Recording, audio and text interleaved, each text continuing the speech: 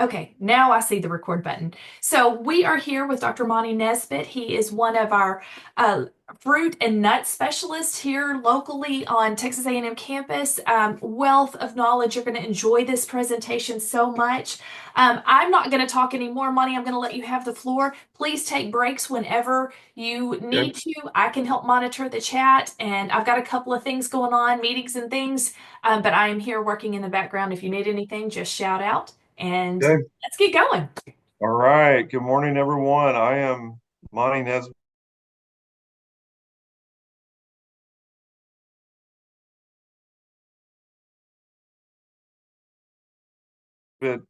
Extension Specialist Station. I have two offices, one on the thriving, bustling main campus of Texas A&M University, and I have one on what we call our Hort Track facility, and that's about 10 miles from campus towards near the city of Snook, Texas. And in this facility, we have greenhouse space, we have vineyard, pecan orchard. I take care of 65 acres of pecan trees for research teaching purposes. And I serve the state. I work with county agents for education programming, produce fact sheets, and we'll do site visits or try to solve problems as those needs arise. We Jayla and I were just talking. I have been doing horticulture with the university system. I guess if I count my graduate student time period, would be 37 years. So that's uh, 15 to 16 years in the state of Alabama with Auburn University, and about working on 16 years with Texas and the Texas A&M system.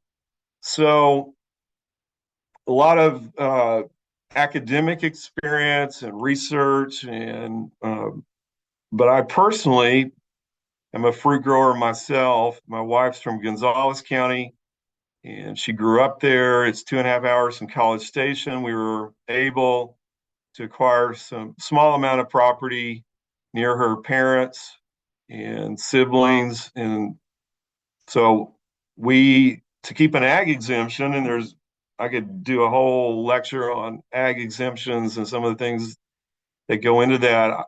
We chose to grow fruit as an ag exemption, and because it's my uh, profession, my expertise, and we wanted to do it. It's something we enjoy as a family, and so that has been almost a whole different training experience for me to have not the support of the university for purchasing fertilizer and watering and all those things for that to come out of my own pocket, to be at risk for myself, freezing, loss of fruit crops. We have 200 peach trees, and we have made two or three good crops in when we started doing this in 2017. And so we've had fraught with years and years of either low chill, insufficient chilling, or late spring freeze. And I'll talk somewhat about those issues. Right now, wherever you are joining us in Texas, it's springtime. You may have trees that are in full bloom that have already bloomed. If you're maybe northern and western located in the state, you may still have trees that are resting, dormant, not really growing actively. And we always want to get through to Easter, and really in Texas, Easter is not always safe. Easter is pretty late this year, April 20th, I believe. And then we want to get into April and escape frost and freeze because flowers, small developing fruit, are susceptible to injury. And we have a very dynamic winter spring transition in Texas. It's very, very warm right now, has been the last few days. It is possible for it to get very, very cold still. And so that creates challenges. The plant life it's confused. They're responsive to temperature. They warm up, and the buds come out and grow, and they flower, and they're there, and they don't go backwards. They can't retreat back into the bud. They can't Plant cannot retreat back into dormancy. You can halt active growth, but you can't go backwards and put these things in bud scales that protect them from frost and freezing weather. So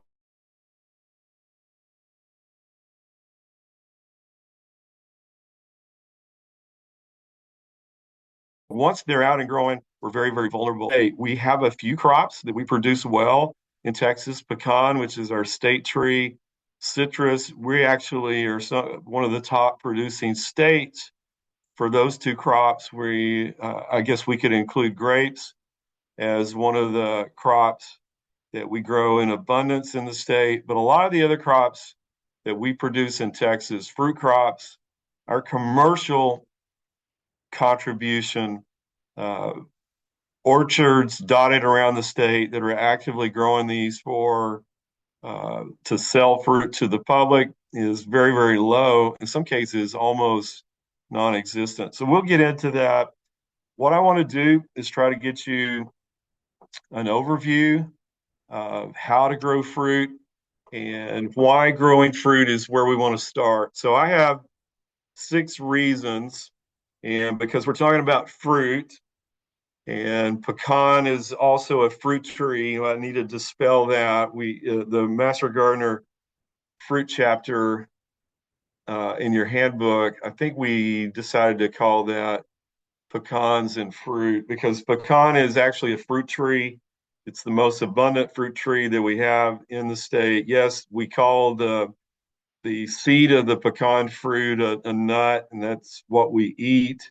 But the fruit is actually, or the structure is actually a fruit. It's a drupe like a peach, and so fruit is the key word today. So I'm gonna use 6 F's, and I think that can maybe help you remember the reasons to grow fruit. Number one is flavor.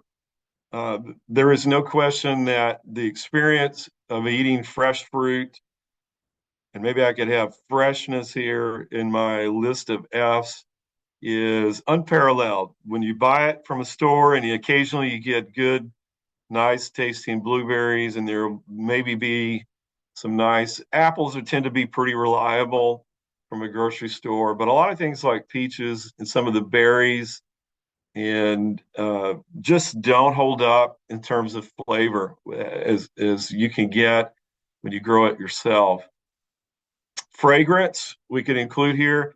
These are beautiful blooming plants. Not all of those blooms that we see are fragrant, but some of them very much are. And so that is one of the benefits.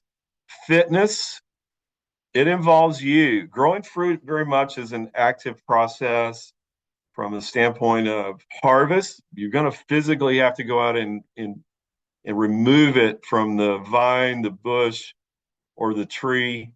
And so you're going to be up and about to do that. That's one of the benefits of horticulture is the active engagement in the plants that we're working with. And we can carry that on to the next F, which is family.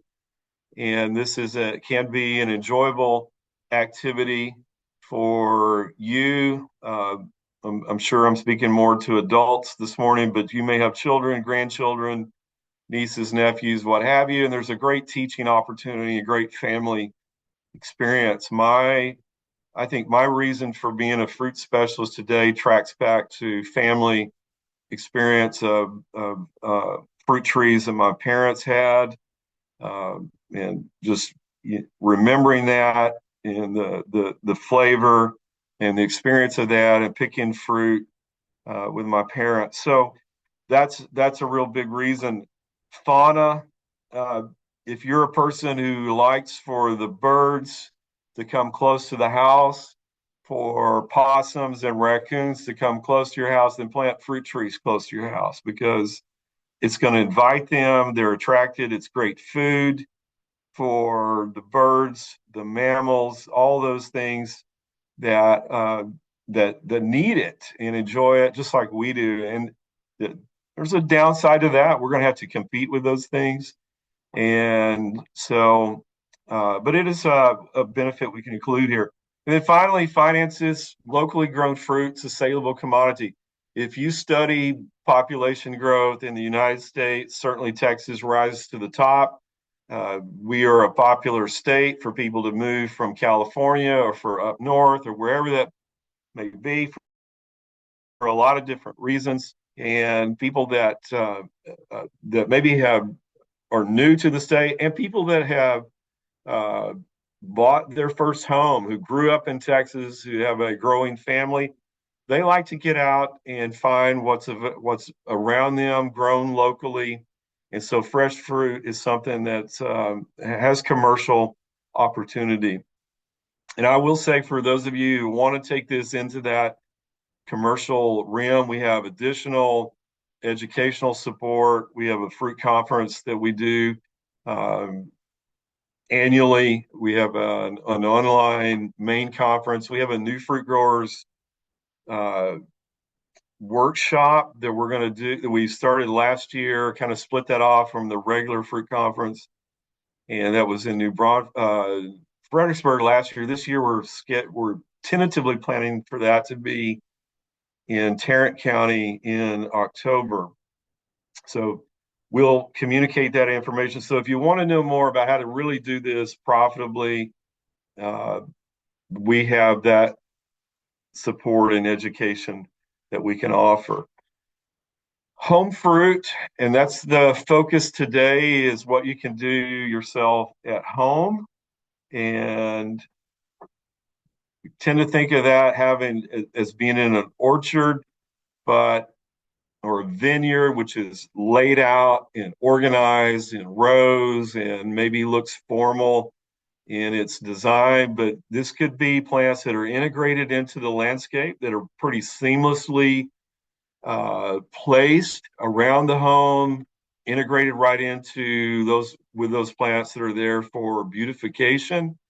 And so they don't have to be segregated out and kept back away from the home. In fact, they can be right in the front yard of the property that you have.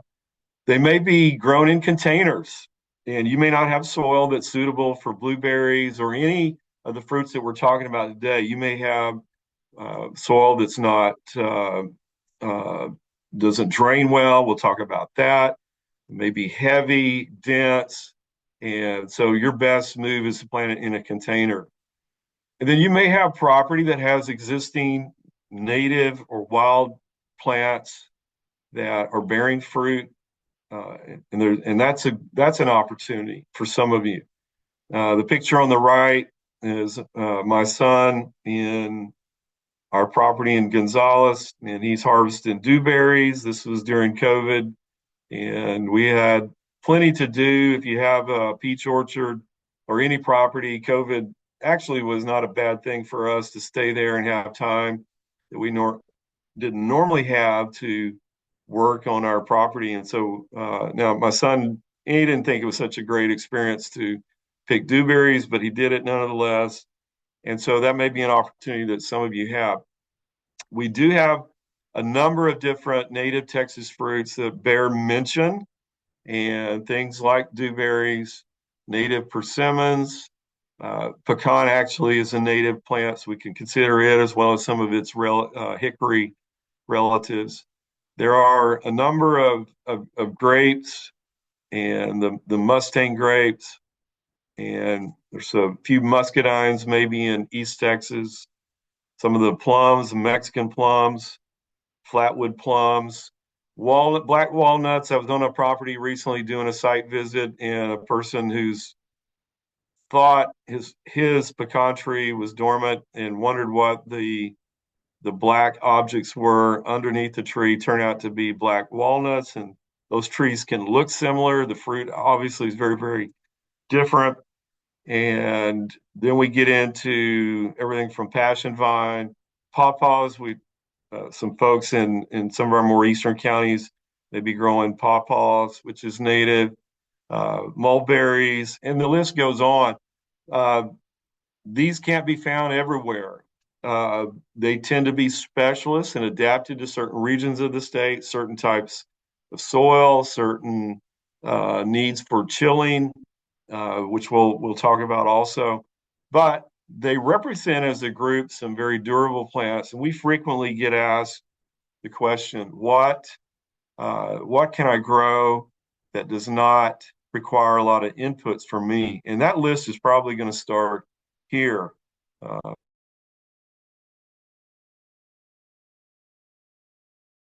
a prickly pear bears a fruit, and I don't do input situations.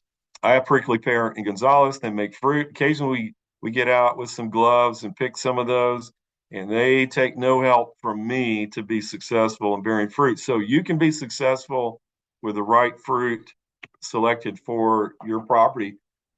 The focus typically is on these, what I would call mainstream commercial fruit. And that includes our stone fruits, peaches, nectarines, plums, cherries, uh, apples, on and on. A lot of those are not indigenous to our area. They're not native. Um, the exception here being blackberries, blueberries, some of the American grapes. Uh, Some of those are imported from Europe also, pecan trees. But look, notice that a lot of things we grow and appreciate and seek to grow and have motivation to grow are actually non-native plants. Some of those are from Europe, some of those are from the Middle East or Asia. And because of that, we have some unique challenges in growing those here. Texas is a very unique climate. We have unique constraints on growing fruit, and that shows up in the plants that we're trying to grow, and that's what we're going to talk about as we go through this presentation. So this picture really typifies one of the challenges that we have in Texas. It's the climate. That's it's going to have an effect on what we grow, what thrives, what's productive year in and year out in your area. And this is a photograph that was sent to me by Mr. Michael Potter, who's the county horde agent in Montgomery County, when he was working in Montgomery County. And I believe this is Easter Sunday in August of 2015, either 2014 or 2015. And icicles on a peach tree on Easter Sunday is really telling about the Texas climate. As we think about getting to Good Friday, and that's the time to plant a lot of our vegetable transplants and so forth, the, uh, the it's not completely out of the woods that we have a freeze or frost event, not only on Easter Sunday, but beyond that. And so that has a huge bearing on fruit in Texas, as well as our rainfall. We have tremendous diversity in rainfall from the deserts of the El Paso Valley and the West Texas to Central Texas transition from, say, 15 inches of rainfall a year to 30. We get to the Austin, Dallas areas, down in San Antonio, it's about 35 inches of rainfall. We're in College Station and we get 40. And then if you go all the way to Jefferson County in the far east part of the state, we're talking about very rainy part of the, not only the state, but the country. Beaumont area would be in the top tier of rainfall, annual rainfall cities in the country. And with that, tremendous differences in how fruit are affected. Irrigation, very much needed or required for those of you who may be out west. You may get away with no irrigation system in the far eastern part of the state, but you're going to deal with greater influence plant diseases, brown rot on peaches, heart rot in pomegranates, scab on pecan trees. The list goes on of these annual fruit attacking, and in some cases, plant attacking diseases that can be a real problem. And the rainfall drives that, humidity drives that, and so where you are is very, very important. Let me focus on water a little bit and ask this question: do you have the water needed to produce good fruit? A peach fruit, as an example, is about 80% water by volume. You know, the cells are just loaded with water, and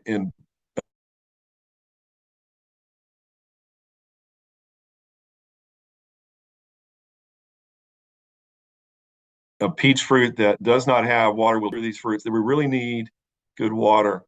And the chart that I'm showing here, this table, shows you the estimated water use of one plant per water use in gallons per day for one plant during peak demand with a crop on it. Understand that there are times of the year where the plant does not have fruit on it, either pre-harvest or post-harvest.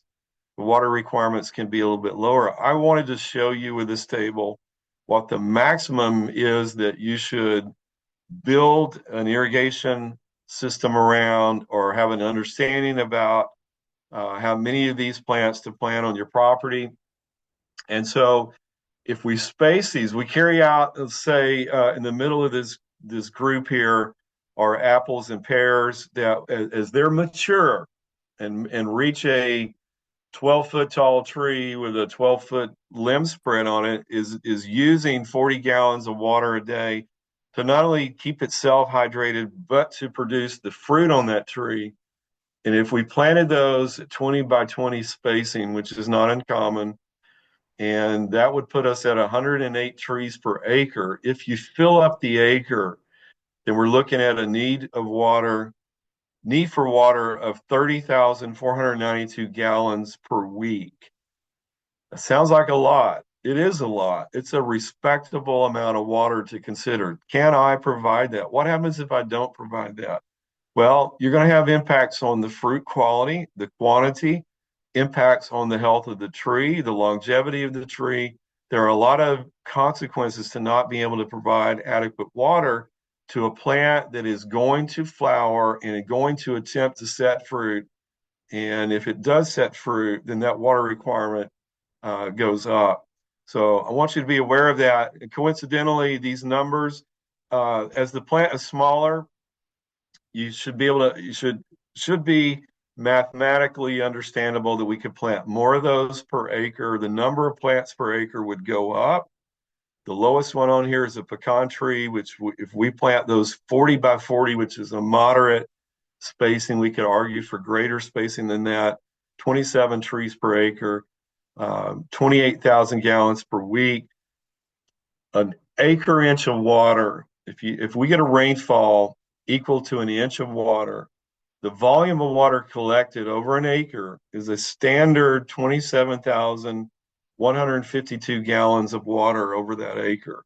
Rainfall gives us a lot of water. If we get it at the right time, it can meet, in some cases, exceed these volumes. The challenge is the need for this on a weekly type basis. The plants are needing water every single day. They extract the water from the soil.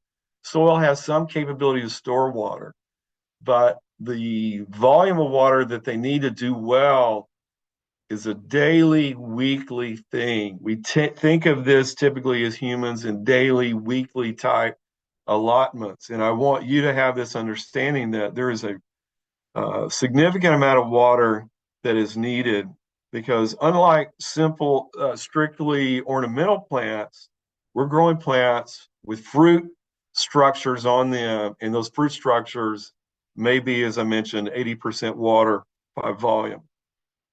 All right, let's move on from water and talk about temperature in a little more detail. It's important that for where you are in Texas, you understand a plant hardiness zone map, what that means in terms of annual expected extreme minimum temperature. And this map, if I just pick out Houston, Texas here, and that is in zone 9A, the annual extreme low is 20 to 25 degrees Fahrenheit. Just has to get there once per year to meet that average.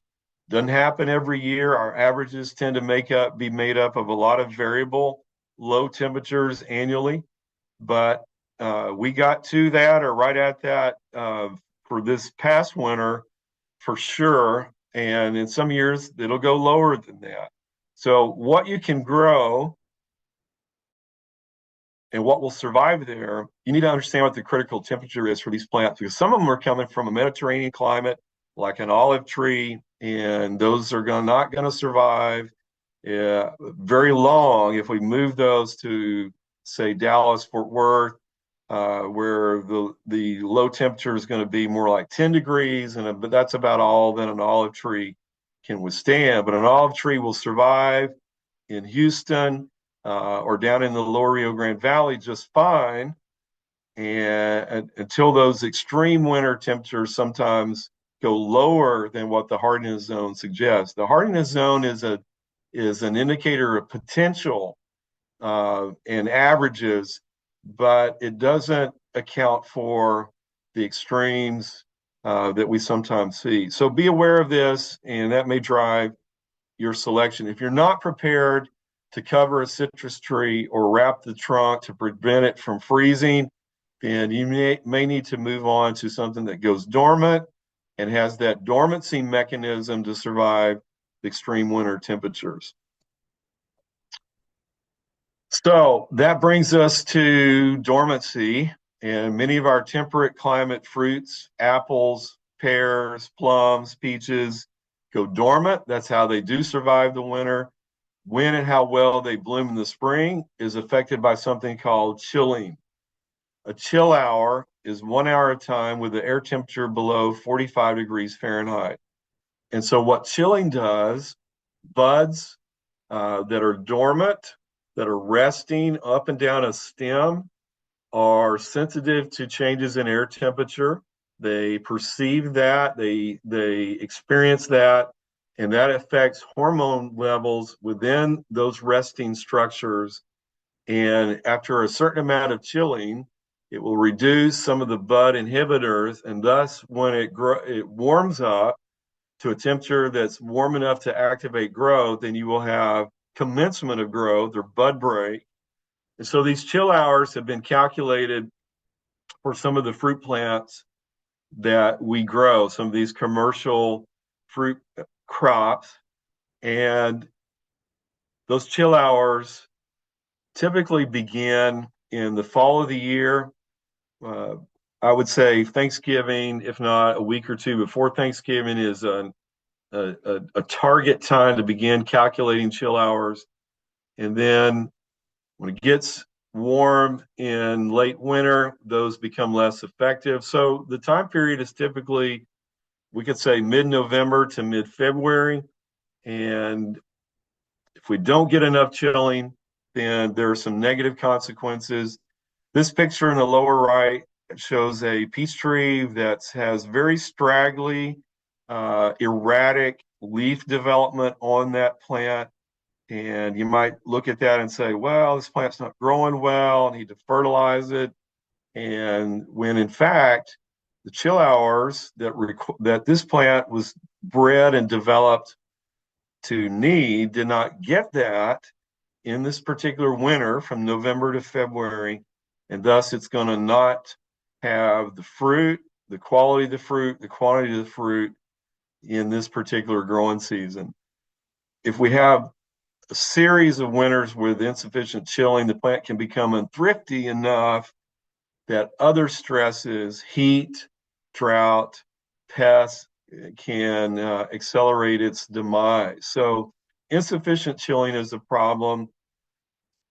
If we have a plant that has a low chilling requirement and we move that to a high chilling environment, say like Lubbock, Texas, which is in the 1,000 chill hour zone, as you can see here on the map on the left, If we move a low chill peach to Lubbock, Texas, and it gets warm January and February, it might be growing a month to a month and a half before the last spring frost date, in which case we end up like the picture from Montgomery County, and we've got trees in full bloom, possibly with fruit on them, and they don't survive. Those blooms or fruit don't survive through to the last spring frost freeze date, and then we don't have a crop.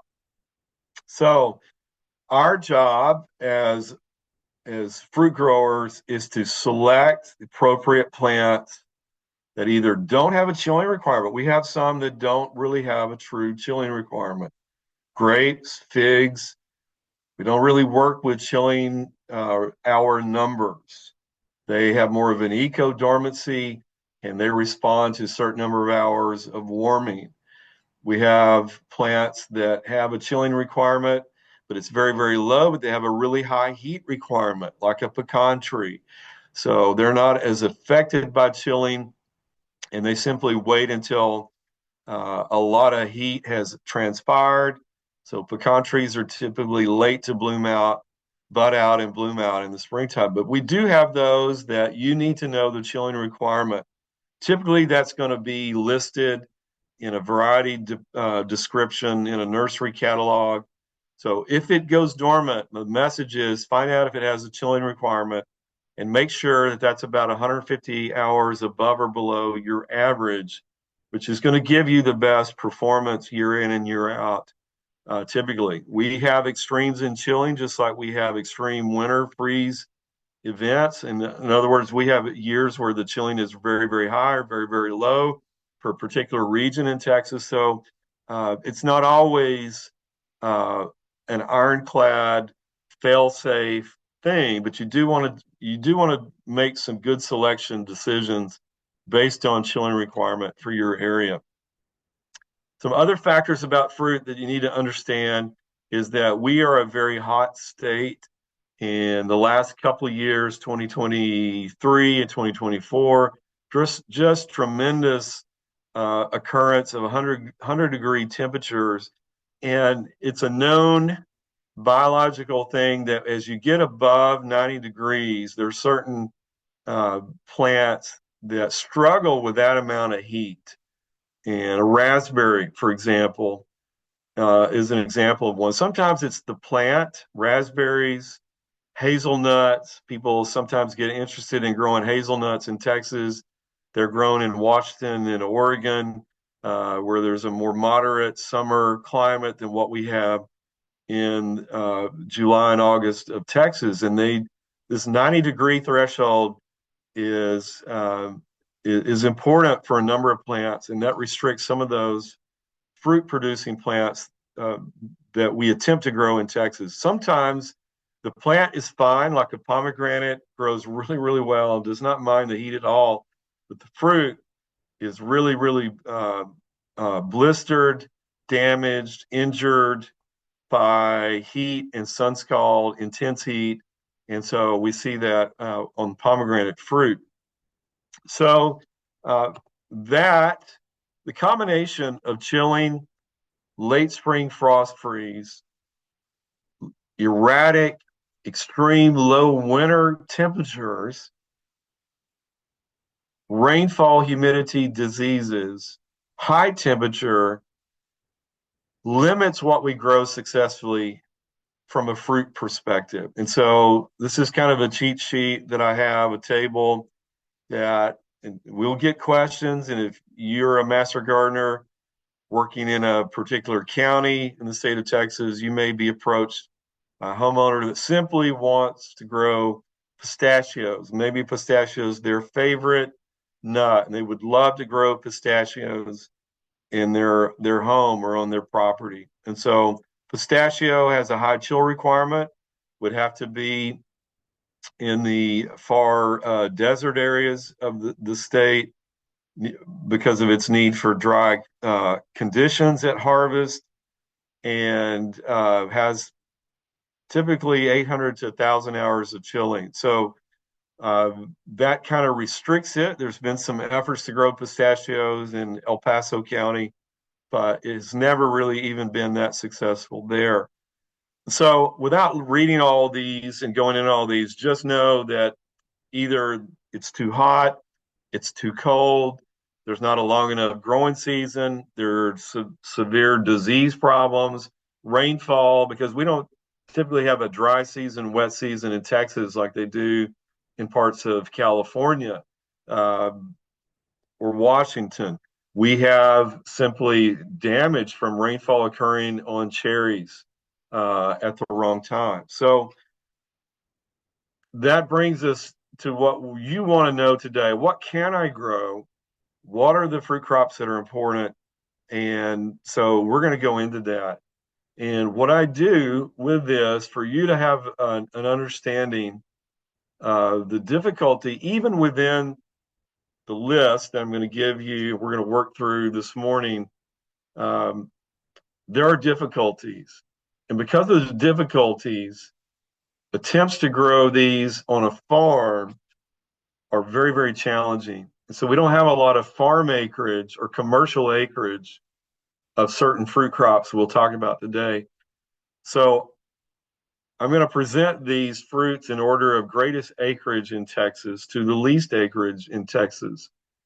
And I believe the problems that a farmer who's serious, who's knowledgeable, who has the skill and the ability, who has studied how to grow these fruits, if they have challenges, you may have similar challenges in your backyard or on your property in Texas. Now, think master gardeners, hobbyists, homeowners who are going to bring a lot of dedication or are able to cover, maybe with shade cloth to reduce the heat, um, can do some things in a very diversified growing environment. Maybe you're growing a lot of different things rather than the grower who sets out to grow apples only or pears only, in which case some of the problems or challenges become magnified or more focused on those crops.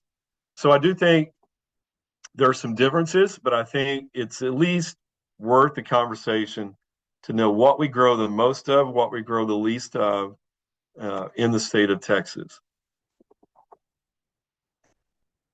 So we'll get started on this, and then I'm going to give you a break with about 20 more minutes of discussion, and that'll kind of break up the lecture today. We're going to kind of go through the fruits, then I'll come back and talk about some growing practices, some management techniques that are important to know and understand. Things like fertilizer, things like pest management, weed control, planting, and those kinds of things. Well, let's talk about what we should be attempting to grow or think about growing.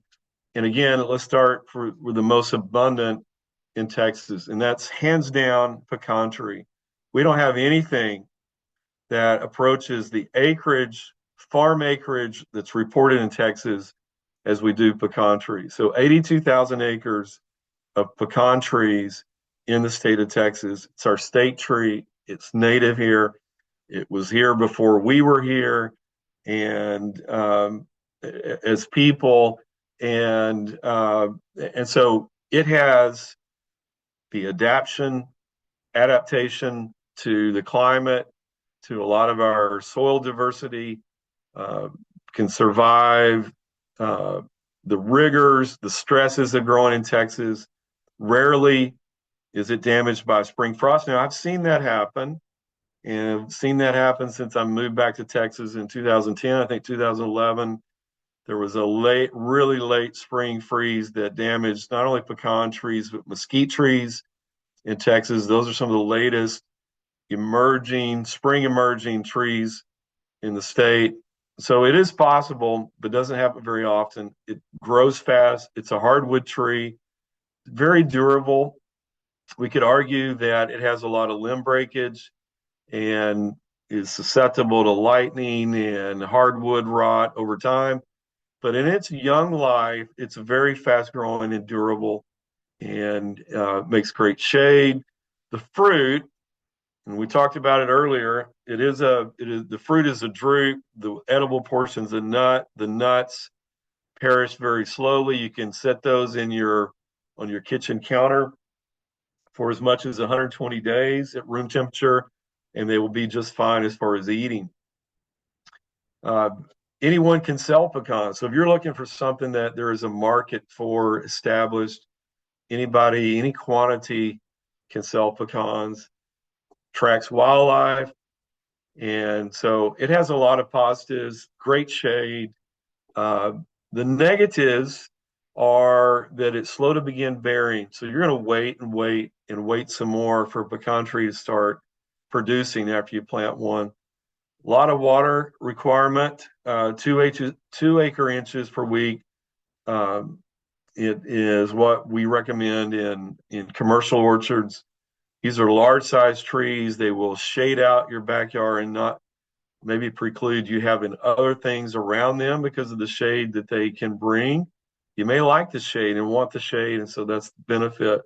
The size makes them difficult to spray, and with pecan trees comes a number of different pests. So some of the other things you need to know, bullet points here, they're adapted throughout the state of Texas. They're wind pollinated. You do need a pollinizer. If you're in an area that's isolated from pecan trees, we say that you need two of those of different flowering habits to get best pollination and fruit production. If you have a lot of native pecan trees around you, you probably don't need that. They have a low chilling requirement. About 300 hours will get you all the chilling that those trees need. But on the challenges side of this, on the right-hand side, pecan scab. This is very, very important, limiting disease. And if you're in Texas, 30 inches of rainfall or greater, pecan scab is going to be a problem. Some varieties more of a problem than others. So if you have a large pecan tree and you have pecan scab disease, spraying that with a fungicide, very, very difficult to do. And so what do you do for that? Well, you either avoid planting a pecan tree or you attempt to identify one that's resistant to pecan scab. We have some of those. What I don't do in this presentation today is really get into varieties of fruits. That's too extensive and it's very nuanced to the county that you're located in. Oftentimes, the county extension office will provide a list of some of the varieties of fruits. So they possibly have a pecan recommendation for varieties, but we have some that are resistant to these diseases. And that applies to the other fruits that we'll talk about. Check in with your county extension office, your master gardener coordinator about what you should grow locally. That tends to be more of a local bit of information. And we have fact sheets that support all that also. There are other insects. Zinc is one of those things that's described frequently. You may have heard that in discussions about pecan trees that they need a lot of zinc. They do. That's best applied as a foliar spray. So again, the difficulty of this being a large tree makes it not very user friendly for many of you at the home level, and I understand that. Let's move on and talk about the next most abundant fruit tree in Texas. It's one that's near and dear to a lot of people. A lot of people would want to grow citrus. And the challenge with growing citrus, by and large, is freeze injury. About 23 degrees. Um, well, let me back up. 23 degrees is for some of the more cold hardy types of citrus. 26, 27 degrees will be damaging to a lot of commercial citrus. You're going to get that in the winter in just about all areas of Texas except the lower Rio Grande Valley. And so you're faced with protecting from freezing, and there are techniques for doing that that are pretty involved. So you have to be willing to make that effort, or you have to grow citrus in a container and move it indoors during the winter months, and that can be done successfully. But this acreage, notice we've dropped off about 60,000 acres less than our pecan acreage. And citrus acreage in Texas is, I dare say, 100% in the lower Rio Grande Valley. I'll leave a percentage point or two out of that. We do see an isolated citrus orchard between, say, Victoria or maybe Galveston County, Victoria, Corpus area, but it's not much, particularly after the freeze event of 2021 hammered a lot of the small scale citrus production that was along the Gulf Coast. And that makes this really, from a commercial perspective, a South Texas, extreme South Texas fruit crop. Yes, you can grow it in a backyard. They don't have a chilling requirement. They have kind of an eco dormancy. When it gets cold in the fall, they'll shut down. They'll warm back up late winter and begin to grow again. And so protection through the winter and protection in the springtime is something that you will face with this fruit crop. From a pros, why would you grow it? You get good production very, very quickly in 2 to 3 years, abundance of fruit production, a well managed, cared for fruit tree, a citrus fruit tree can bear fruit in the hundreds of pounds per tree. I'm talking about one that's perhaps 6 feet tall, it has an 8-10 foot limb spread. A tree of that size can produce a couple of 100 pounds of oranges, lemons, limes, what have you. And so that's a real positive. Very enjoyable, very rewarding. The fruit also is slowly perishable, stores well on the tree, and you can refrigerate it for lengthy periods of time. There's a lot of different citrus. Horticultural practices are all the same. So if you can grow one, you can grow all of them, other than the freeze tolerance is very different among the different types. Some other things you need to know that I may not have touched on is if you look at the bottom left here on this slide, citrus trees are best grown on a rootstock. What is a rootstock? It's a good time in this presentation to talk about a rootstock because we encounter rootstock in a number of our fruit trees. Rootstock is the root-bearing part of the plant that's adapted to the soil or not adapted to the soil, that has tolerance to certain root pathogens, that has vigor or dwarfing characteristics, and the variety that you would like to eat or have disease resistance, like pecan scab to, is grafted onto that particular rootstock. And so in the case of citrus, we have two real needs for rootstock. If you're cold hardiness, and the most cold hardy rootstock is one called trifoliate orange, which unfortunately is only adapted to acid soils less than a pH of 7.5. So if you have alkaline soil pH, you're best served by growing citrus on a rootstock called sour orange. And how do you know what the rootstock is? Well, you have to talk to the nursery.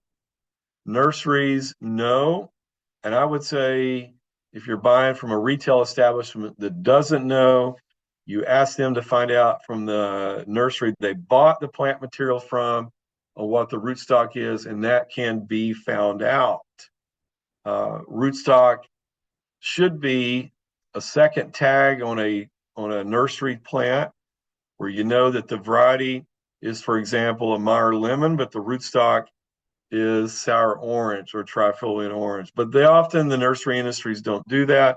So you have to dig a little deeper or purchase your plant material from people that are actually growing not only the variety, grafting that, they're actually growing the rootstock and know what that is also. That's a lot of complex information. We'll touch back on that a little later. Challenges for citrus is understanding where freeze injury happens. The fruit on the tree can be damaged at 28 degrees and below. So if you're growing a grapefruit and it's November and you're expecting a light freeze of 28 degrees, you're going to have to harvest the grapefruit if it's green. And if you don't, it's going to be damaged. Even if the tree survives, and a lot of grapefruits might survive 25 degrees, the fruit's not going to survive that low of a temperature. So there's a lot of diversity among the citrus in when they mature their fruit, ripen their fruit, we might say, and ranges from early October with some of the mandarins to as late as March with something like a Valencia orange. And so that creates additional challenges if you're growing these plants. And we all want them to produce the best quality fruit.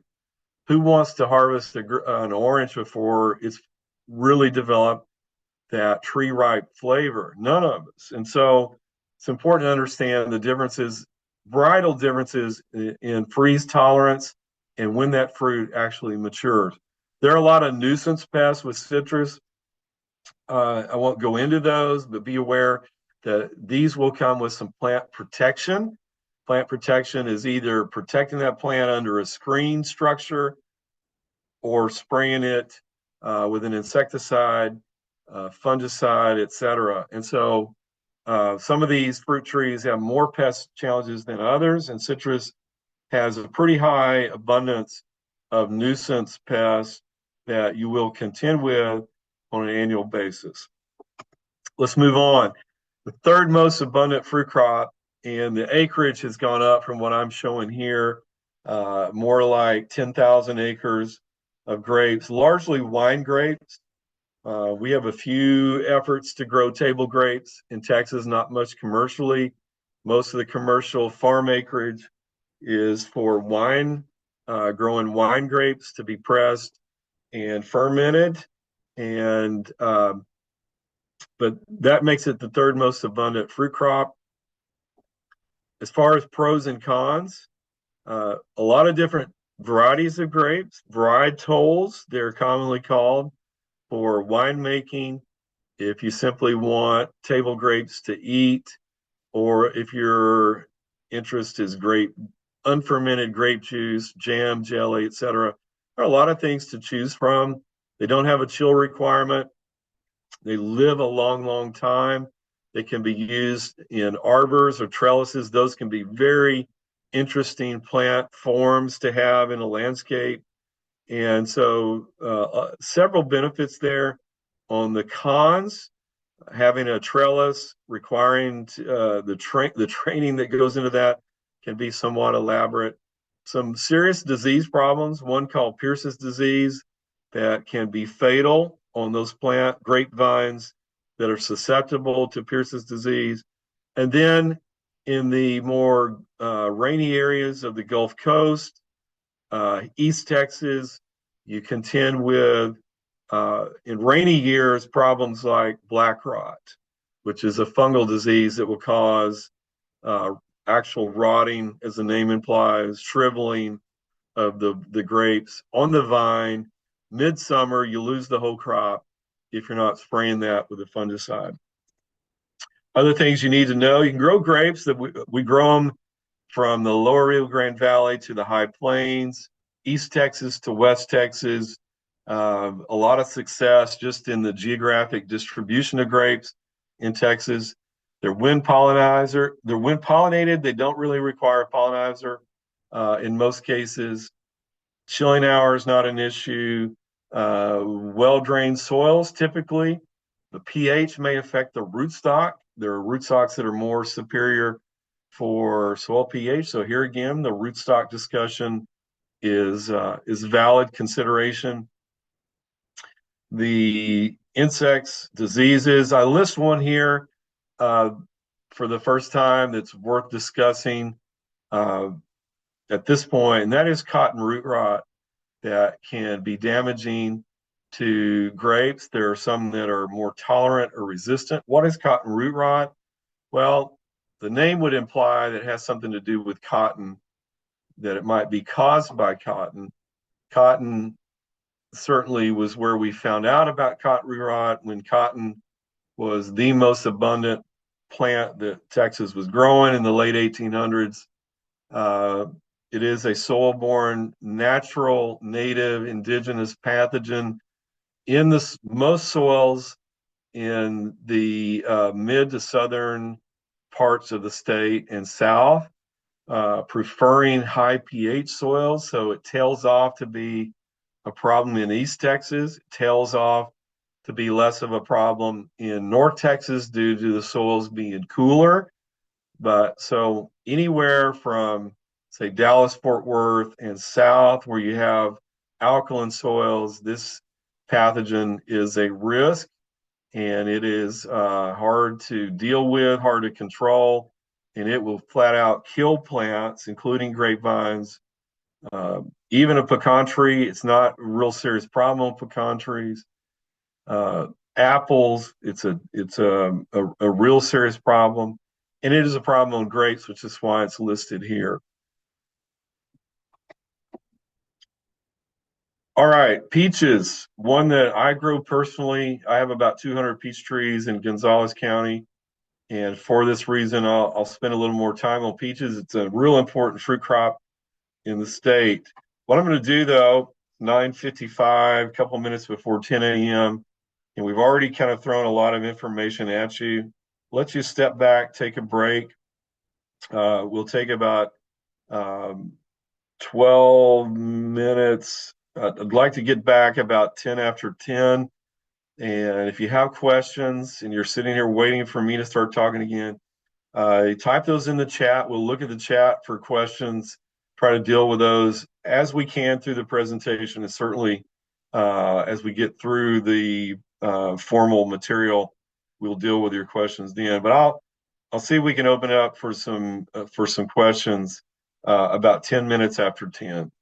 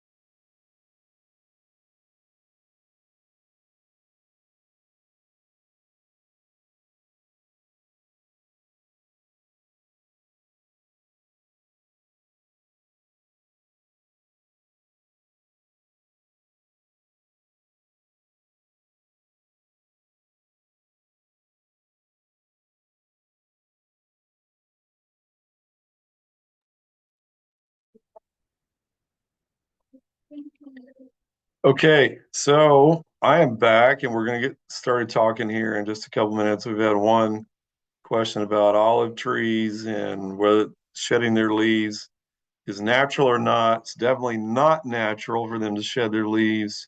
So you can look at the chat on that question. I'm continuing to talk about fruit crops for Texas and give you some perspective on the difficulties, challenges on some of those. And as we mentioned, we're going through kind of descending order of greatest acreage to lowest acreage in the state. We're now up to number 4, and that is peaches. And for peaches, the acreage continues to decline. As far as peaches being a commercial crop, I would say this 3,300 acres of peaches is maybe generous, which is a bit troubling because peaches, we grow great peaches in Texas. We have a peach breeding program at Texas A&M University, and a tree ripened peach, I don't think there's maybe a greater experience for that. And yet, growers have had a tough time being profitable with peaches due to the frequency of unpredictability of late spring frost, freeze, insufficient chilling. This winter, there was inadequate chilling in many areas of the state. I myself, I'm a small peach grower at about 200 trees, and we have had some difficulty in some years where we haven't had enough chilling on some varieties, and some varieties bloom too early and froze out. So it can be really, really tough. The trend right now is to grow peaches in high tunnel greenhouses to eliminate the frost and freeze risk, or at least limit lessen that quite a bit. But there's a lot of positive reasons to grow peaches. One is that they grow fast. You can get a peach tree into production and bearing a lot of fruit in 2 years. And certainly by 3 years, if you've done a good job of taking care of the tree, you can be making bushels of peaches on a tree in just a 3 year span of time. There are a lot of varieties of peaches, and the variety availability is beneficial because you need to fit chill hours and ripening date to your location and to your situation as far as desired uh, harvest. And so if you go to our peach fact sheet, either on Aggie Horticulture or in AgriLife Learn, there's a lot of peach varieties listed there. And we have a lot of new varieties been developed at Texas A&M University by Dr. David Byrne, things like White Delight, Flat Delight. We have peaches today that are yellow, white, acid, low acid, nectarines, and flat peaches, or what some people call donut peaches. There's a lot of things to choose from, and that helps you be successful and find varieties that may do a little better on your particular property. And the local demand. So if you're looking for something to sell locally, there's tremendous opportunity right now in Texas because the number of peach growers selling peaches in Fredericksburg or in Pittsburgh area is less today than it's ever been. And so someone can step into that space and sell peaches locally. Uh, it's difficult, if not impossible, to produce peaches organically due to some very serious direct pests. And at the very least, you're going to, I mean, you can approach the organic peach growing option, but it's very involved. Uh, Peaches grow too fast. They need a lot of pruning. One of the biggest difficulties is the need to thin the fruit or thin the crop down to a smaller size than what's often born is too many fruit. And if you don't do that, you get small peaches. And that's very time consuming laborious to do. Peaches perish very quickly.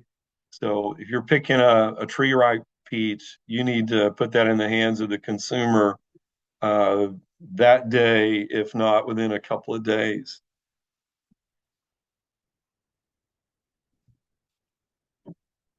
Let me think about other challenges and communicate those to you. Number one being peach tree borers.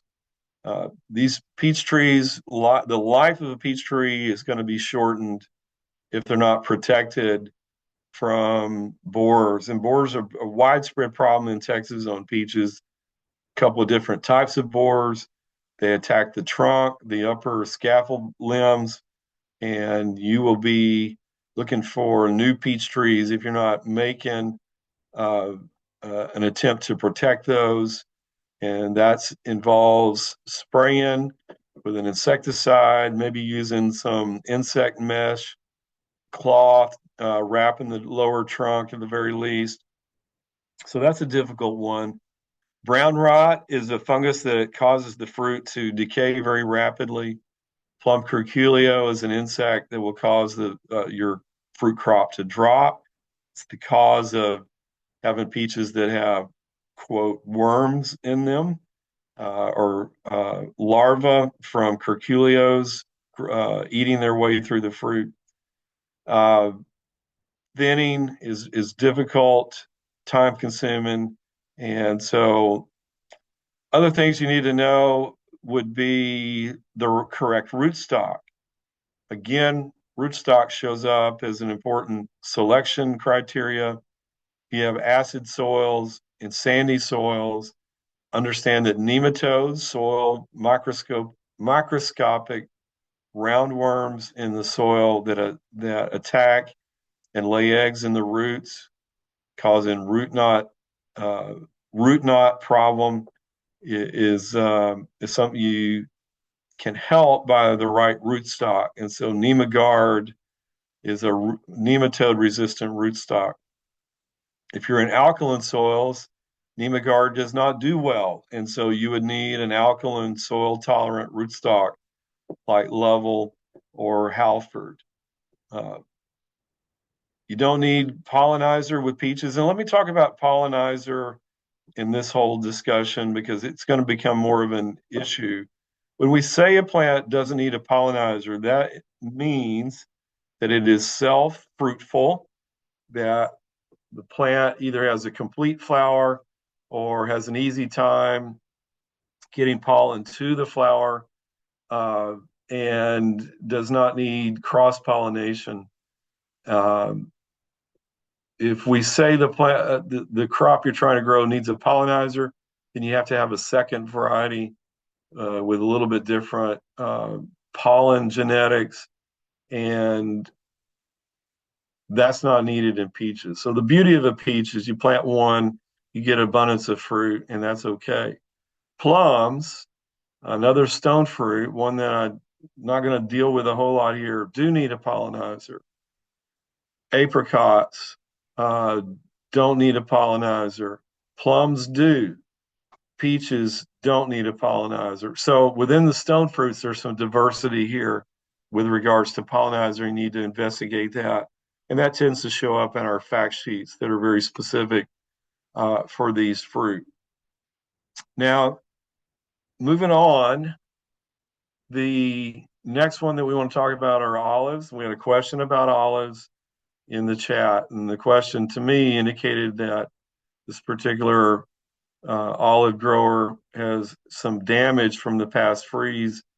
Olive is an evergreen tree, and when I say evergreen, they have a beautiful gray, silvery color, and the gray coloration is fine, but brown leaves is not fine. That would indicate that you got a limb or an entire tree that's damaged from freeze, could have caught root rot, which they're very susceptible to. And so olives have a low temperature survival of maybe around 15 degrees. 10 is survivable, but not usually. So we would put that more like 15 to 20 degrees. Olives in Texas are rugged, tough plants. They're drought, salt tolerant. everybody would love to have their own olive oil. With the expensive olive oil, it sounds great to grow your own, but we have some difficulty getting olives to fruit well in Texas, so that they end up more as ornamental plants. Now, they can be wonderful ornamentals. I think they have a unique, wonderful tree um, canopy shape and appearance, and they're really, really tough from a water and hot weather perspective. But fruit production and then the freeze susceptibility makes them challenged. The acreage has declined. I probably need to bump olives down in this discussion. It's probably half of what I'm showing here to probably 800 acres or less. Cotton root rot we talked about. It's very, very challenging on olives. There's a second root rot listed in this on this slide that bears discussion. It's a complicated name. It's called Phytophthora. It's a mouthful. Phytophthora root rot. You can think of it as a wet soil root rot, where you have either in a container or in a landscape situation, low draining soils or slow draining soils or heavy soil, plants that die, succumb to overwatering. Typically, Phytophthora is involved there. Now, it can be more of an active pathogen or more of a secondary problem, depending on the plant that we're talking about and depending on the soil conditions. But Phytophthora root rot is very problematic on olives. So translation here is they don't like to be in wet, low drainage situations, because when they are, Phytophthora is going to be more of a problem. And Phytophthora is a problem on some other fruits. Uh, in general, our fruit crops don't like to be in heavy, poorly drained soils. And I'll talk about how to assess your soil for that a little later this morning. Olives, therefore, are kind of adapted to South Texas, the hill country, Gulf Coast, and they're wind pollinated. Some of the varieties need a pollinizer, some of them do not. Chill hours, 300 hours and above. And again, good, deep, well drained soils, what you need to produce them. So let's move on to a small fruit, berries, blackberries, strawberries. Um, we tend to call those small fruit just because of the size of the berries. And they often are on small statured plants. Blueberry are tend to be on shrub-like plants, small trees in some cases, or large shrubs. And so from the standpoint of fruit and the standpoint of the size of the plant, we call them small fruit. About 1,000 acres of blueberries, largely East Texas, the piney woods, because blueberries need acid soils. And they're otherwise not difficult to grow, at least in low landscape situations or home plantings. Commercially, they do have some pests and things that require some inputs. So I don't want to make you think you don't have to work at blueberries. You do a little bit, just like with all these fruits. They're easy to train and prune. They don't require a lot of fertilizer. So there's some real pros here. The cons would be spring frost. They can get out, bud it out early, and then have a late spring frost or freeze that cause you to lose significant portion of the fruit crop, if not all of it. Birds and varmints, of course.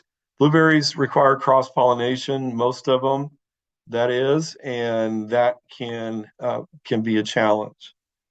Beyond that, I think the other things you'd need to know would be uh, pollinizer. We've talked about what pollinizer is. That's going to be another variety. And it's important that you don't just pick varieties at random, that you're looking in a chart or a table of information on the varieties, and they'll list those that are suitable pollinizer, because the pollinizer's got to bloom at the same time. And what's going to affect its bloom maybe chill hours, maybe heat unit accumulation. But as we study these varieties in the land grant universities, we develop an understanding of when these things bud, bloom, and thus which are suitable pollinizers for one another. So our fact sheets will describe that in some detail. When we talk about acid soils, we're talking about a pH of 4.0 to 5.5. If you don't have natural inherent soil chemistry that's acidic, the pH is in that range. I think your best bet, typically we would say plant in a container and use a soilless media, potting soil that's heavy in peat moss, maybe pine bark, and that's going to be better. Uh, you can attempt to blend all those types of materials. I'm talking about peat moss into an alkaline soil and change that. We see typically long-term problems with that, um, but it is something that you can attempt to do, and it's going to be necessary. These plants will not grow well above that 5.5 pH. Let's see. Here's an example of the pollination chart. So on here, for example, the lower chill varieties like Climax and Premier, we list the pollinizers for those, and that helps you select the right two varieties to have in order to get good fruit production. That's just an example, the kind of information you're looking for when you know you're dealing with a fruit plant that needs a pollinizer variety. Find the right pollinizer to go with it. Uh, I told you I wasn't going to talk much about fruit varieties. I guess I included something here on blueberries for another presentation. I'll just share it with you. The early season varieties, Climax and Premier, mid-season Brightwell, Tiff Blue, and late season Powder Blue. These are five kind of standard older varieties of blueberries that are recommended in Texas. A lot of new things that are out in the industry today, including some Southern High Bush blueberries that can mature fruit very, very early. But let's move on. We got a lot to get through yet. The next one on my list is blackberries. A little less acreage in blackberries as far as USDA census. Now I have a coworker doing some research on blackberries. He says that acreage is up ahead of blueberries. Maybe I need to adjust that in my list. And we like blackberries a lot at Texas A&M University. We think they have a lot of uh, opportunity for growers in Texas. They get into production quickly. They have a high production potential.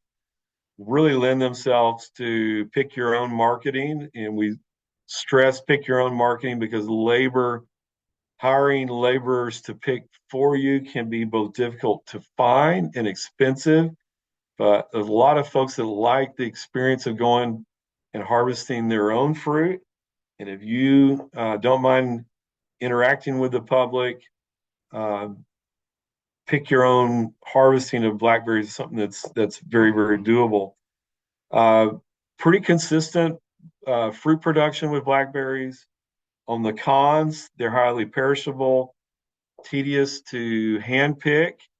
Um, some of the varieties have thorns. We have a lot of thornless varieties, and so certainly my preference personally is to not deal with thorny varieties, but some of the thorny varieties bear abundant and large fruit, so they have their place.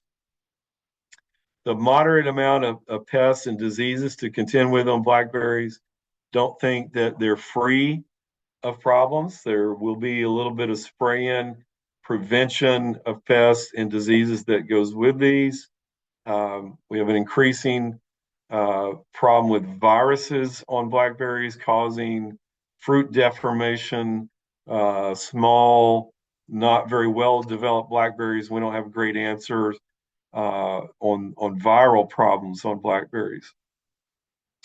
Other things that you need to know, there are some serious diseases, double blossom rosette disease, which attacks flowers, orange rust, and anthracnose that attacks canes, even a new disease called orange cane blotch disease, some cane boring insects. Stink bugs are a real nuisance on blackberries.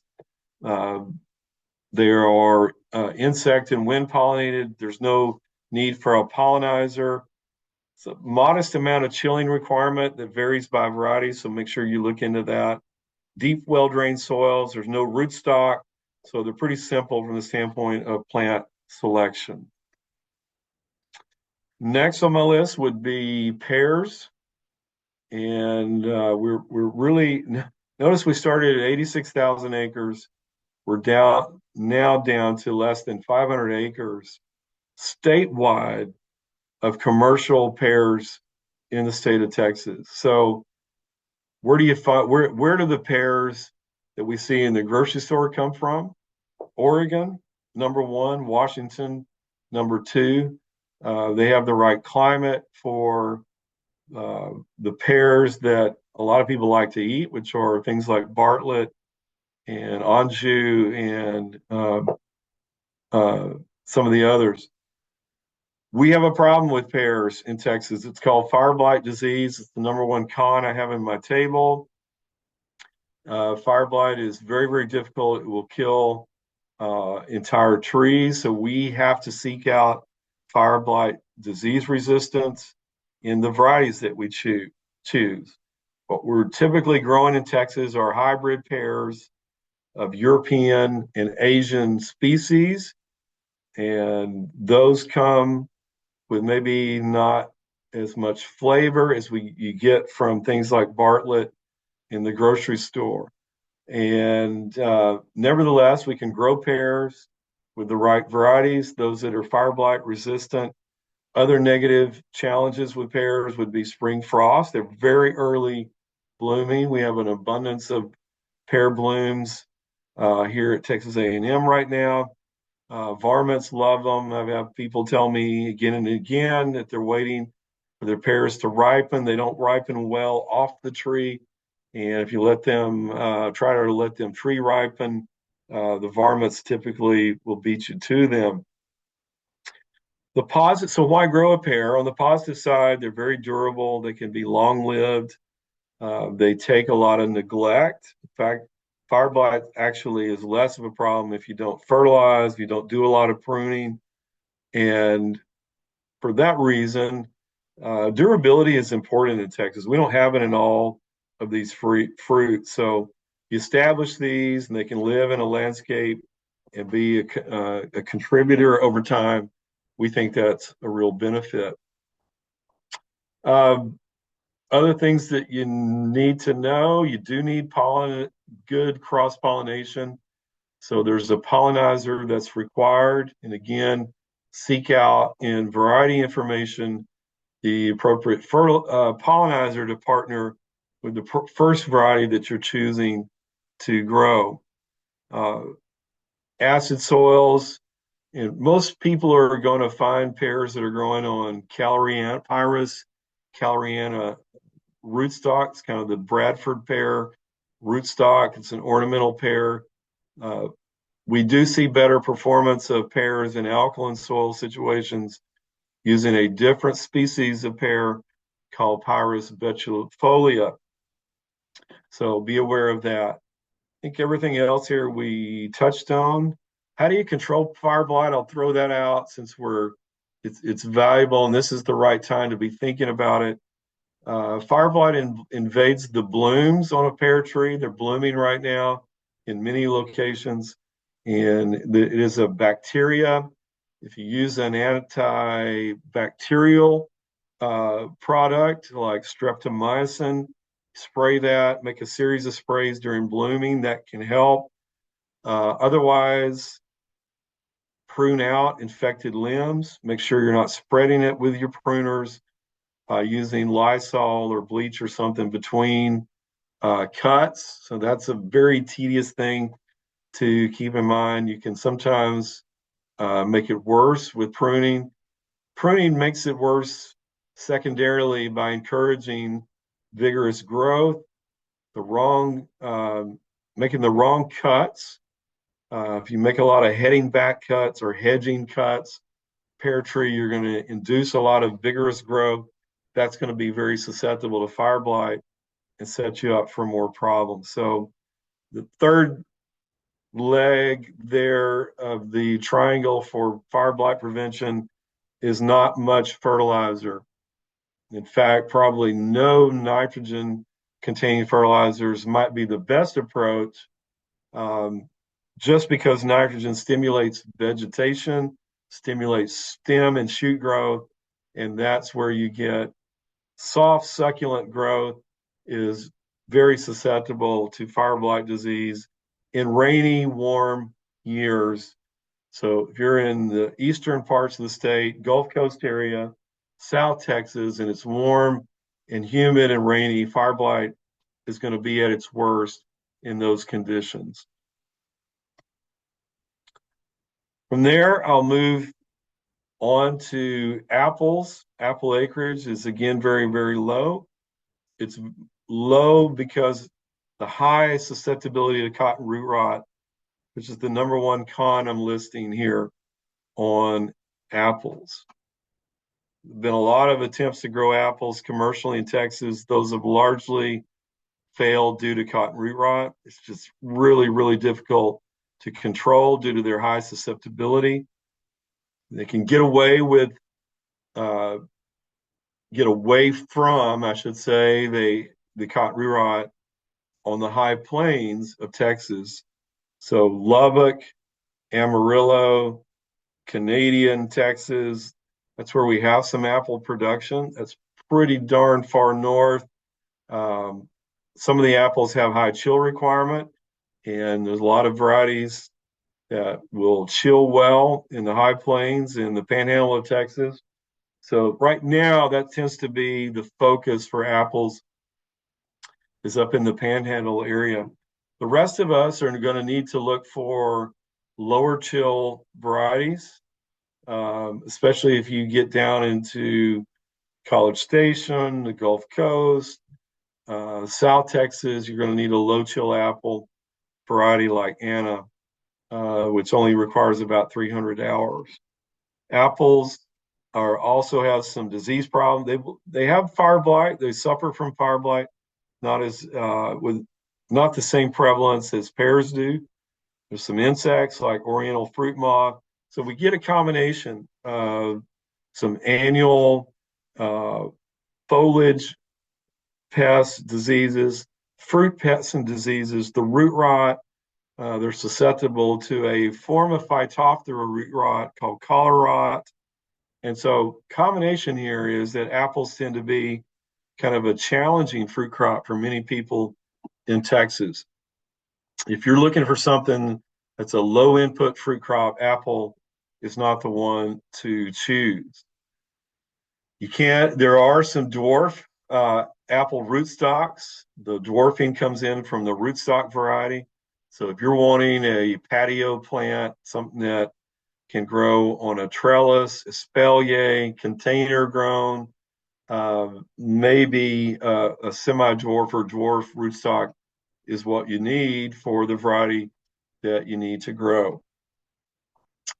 Other things you need to know would be we've covered most of those. Get the chill hour requirements right. Variety selection, pollinizer is required. So you're going to need to look for two varieties, and they are compatible from the standpoint of pollination. All right, moving on. I'm going to go on to pomegranate.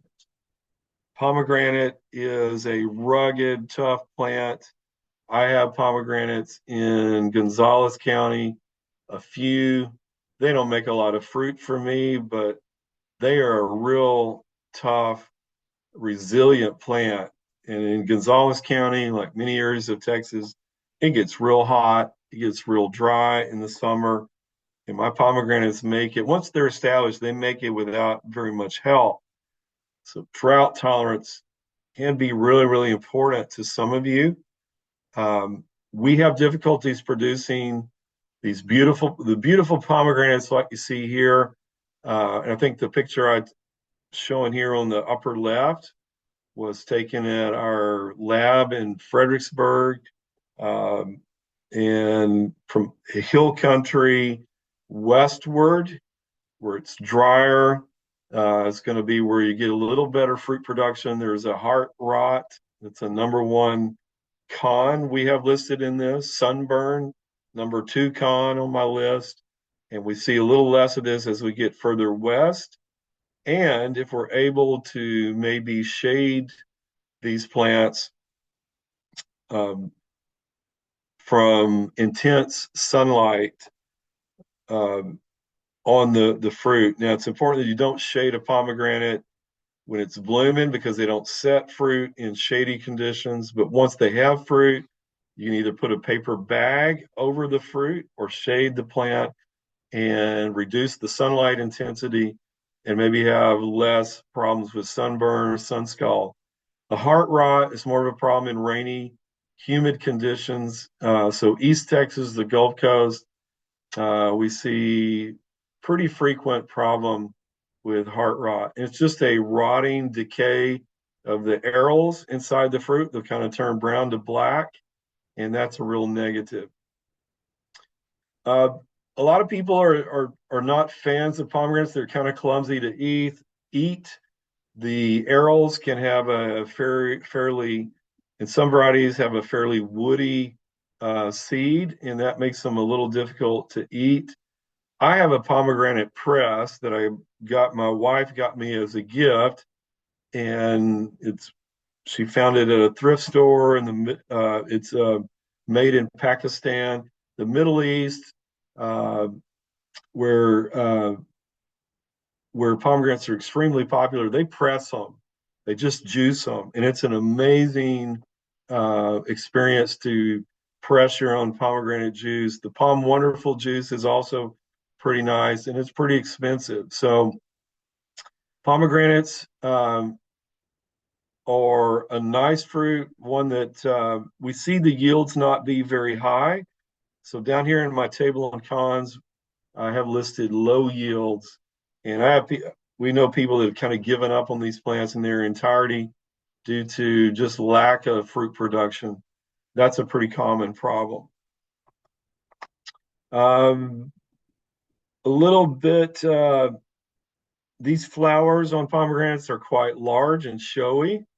Um, the heart rot is a little bit in the central photograph that I'm showing here, where that flower was invaded by a fungal organism and got a little bit of decay.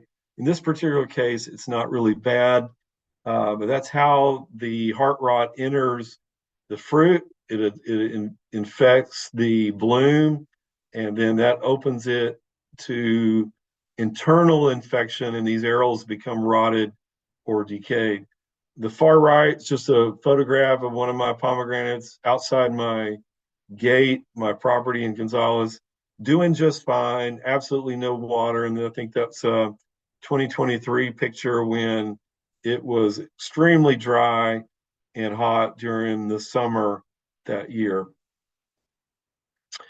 I believe we've covered pomegranates. The chill hours is they have a chilling requirement.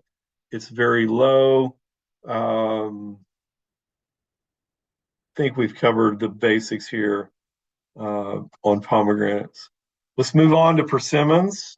The persimmons getting into a little lower acreage, although this is maybe a sleeper fruit crop for some of you. We're approached by folks that want to know what they can grow that is easy to grow. Persimmons are not difficult to grow.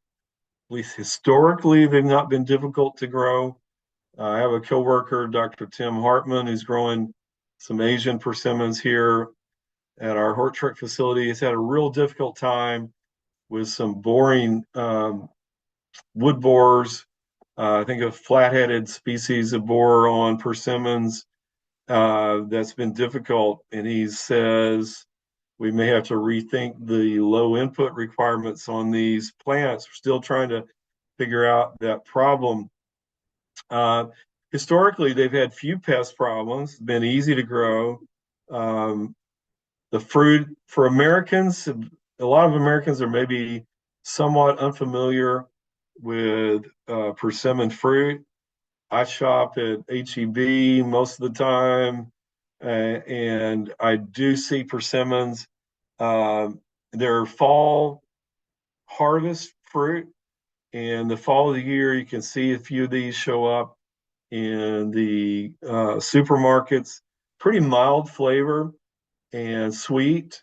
A lot of Americans prefer the non-astringent types that you can kind of slice them like tomatoes and eat them pretty firm.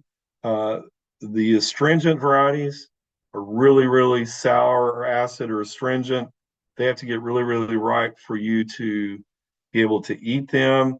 A lot of people will scoop them out of the skin and eat them with ice cream. And they have a really intense sweet flavor that has a little bit of a unique characteristic that will enhance ice cream or something like that. On the negatives, the cons, they're slow to begin bearing. In the young life of the trees, they show pretty frequent fruit drop. They're kind of picky about setting fruit or finicky, and they drop a lot of fruit chronically. It can be frustrating to folks. That's about it. They don't have a lot of problems, although these borers are becoming more of an issue that we have to learn how to deal with or manage. Uh, Typically not uh, do not require a pollinizer, but there's some varieties where that can be beneficial. Most of them are making parthenocarpic fruit. They don't need the cross pollination, really pollination to kind of form fruit in the uh, in the flower structure. Um, Other things you need to know would be just good, well-drained soils. pH range for the roots, the root system is about 6.0 to 7.5, and they're going to be grafted. The Asian persimmons, which is what we're talking about, are going to be grafted onto either Diosporus virginiana, um, which is the American persimmon.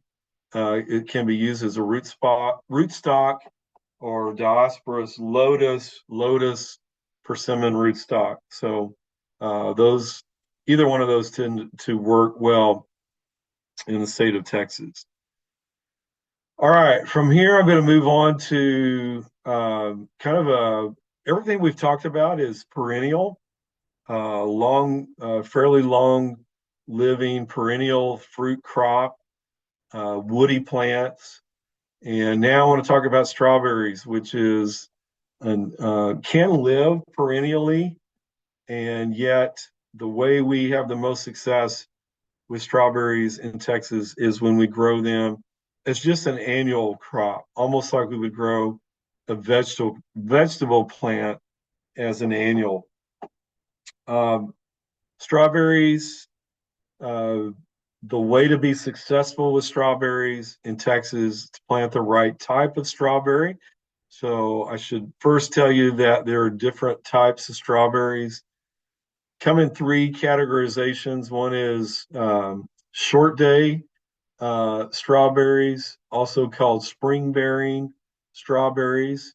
They flower when the days are short, and so they're short day responsive. And you plant them in the fall of the year, and you harvest fruit in the early spring. And by say early May, you're done with these plants, and you start that process the following September, October. There is a day neutral strawberry that's not responsive to day length, and it's typically grown just like the short day or spring bearing strawberries. Third type of strawberry is a long day responsive called everbearing strawberry. Everbearing is attractive from the name, uh, makes a lot of sense. We see a lot of these show up in garden centers alongside vegetable transplants. And everbearing strawberries have one Achilles heel and that is they don't fruit well, flower well, at temperatures above 95 degrees. Well, where are we going to get that? We're going to get that when we have long days in Texas. So we have an ongoing need to educate consumers and educate you as master gardeners on the uh, the right strawberry to grow is either a day neutral strawberry or a short day responsive strawberry that we would call a spring bearing type. There's a lot of opportunities for master gardeners to provide education locally. Maybe having we're starting to see some master gardener groups have done this, where they obtain the right varieties of plants and make those available in a plant sale in the fall, not the spring, in the fall of the year, September to October, and educate people in the public that fall planted strawberries protected during the winter. They will need protection in some of the coldest nights, say 15 degrees and below. They'll need some protection. And then they're flowering and fruiting in January, February, and March. Other things you need to know, phytophthora root rot, I talked about earlier, on some of our tree crops can be a problem on strawberries. They need good, well-drained soils. So excellent drainage, planting those in a pot that drains well, planting those on a slightly raised bed is beneficial because of their need for good drainage. Um, Gray mold, anthracnose, botrytis. There are a number of pathogens that attack developing fruit that can be kind of a headache. Spider mites can be a problem on leaves. Uh, Pollinizers not required. Just plant your strawberry plants out as many as you want to have and as many as you feel motivated to pick. Um, no chilling requirement, no pollinizer requirement. You just need good soil conditions and making sure that you have the right kind of plants for our situation in Texas, that being the spring bearing, short day responsive types. I think my last fruit crop to give you is the fig, common fig, Ficus carica, and we have almost no commercial fig acreage in Texas. And so, why would that be? We could point to winter injury of trees. Uh, they can be frozen back, damaged. The figs make a large tree. We typically see bushes, multi-stemmed shrubs in Texas. That's because they've been frozen back to the ground. Never really had the time for them to be trained up and maintained as a single trunk large tree, but they get quite large. But winter injury is a problem. Typically 15 to 20 degrees and lower can be a setback. The 8 to 10 degree temperatures we have can kill them back to the ground fairly readily. Nematodes, I talked about nematodes with peach rootstocks. We don't have a rootstock for figs, and nematodes, for that reason, can be a problem. Where nematodes a problem typically in more sandy soil. If you have a fig that you've been trying to grow in a sandy soil situation, does not thrive, and you're putting a lot of water to it, you may be dealing with nematode problems. Those are hard to overcome. Typically, starting over with a new plant, solarizing the soil, trying to reduce the nematode population. There are some beneficial nematodes can treat the soil with, and that might help. The other cons on figs, that the fruit perishes very, very quickly.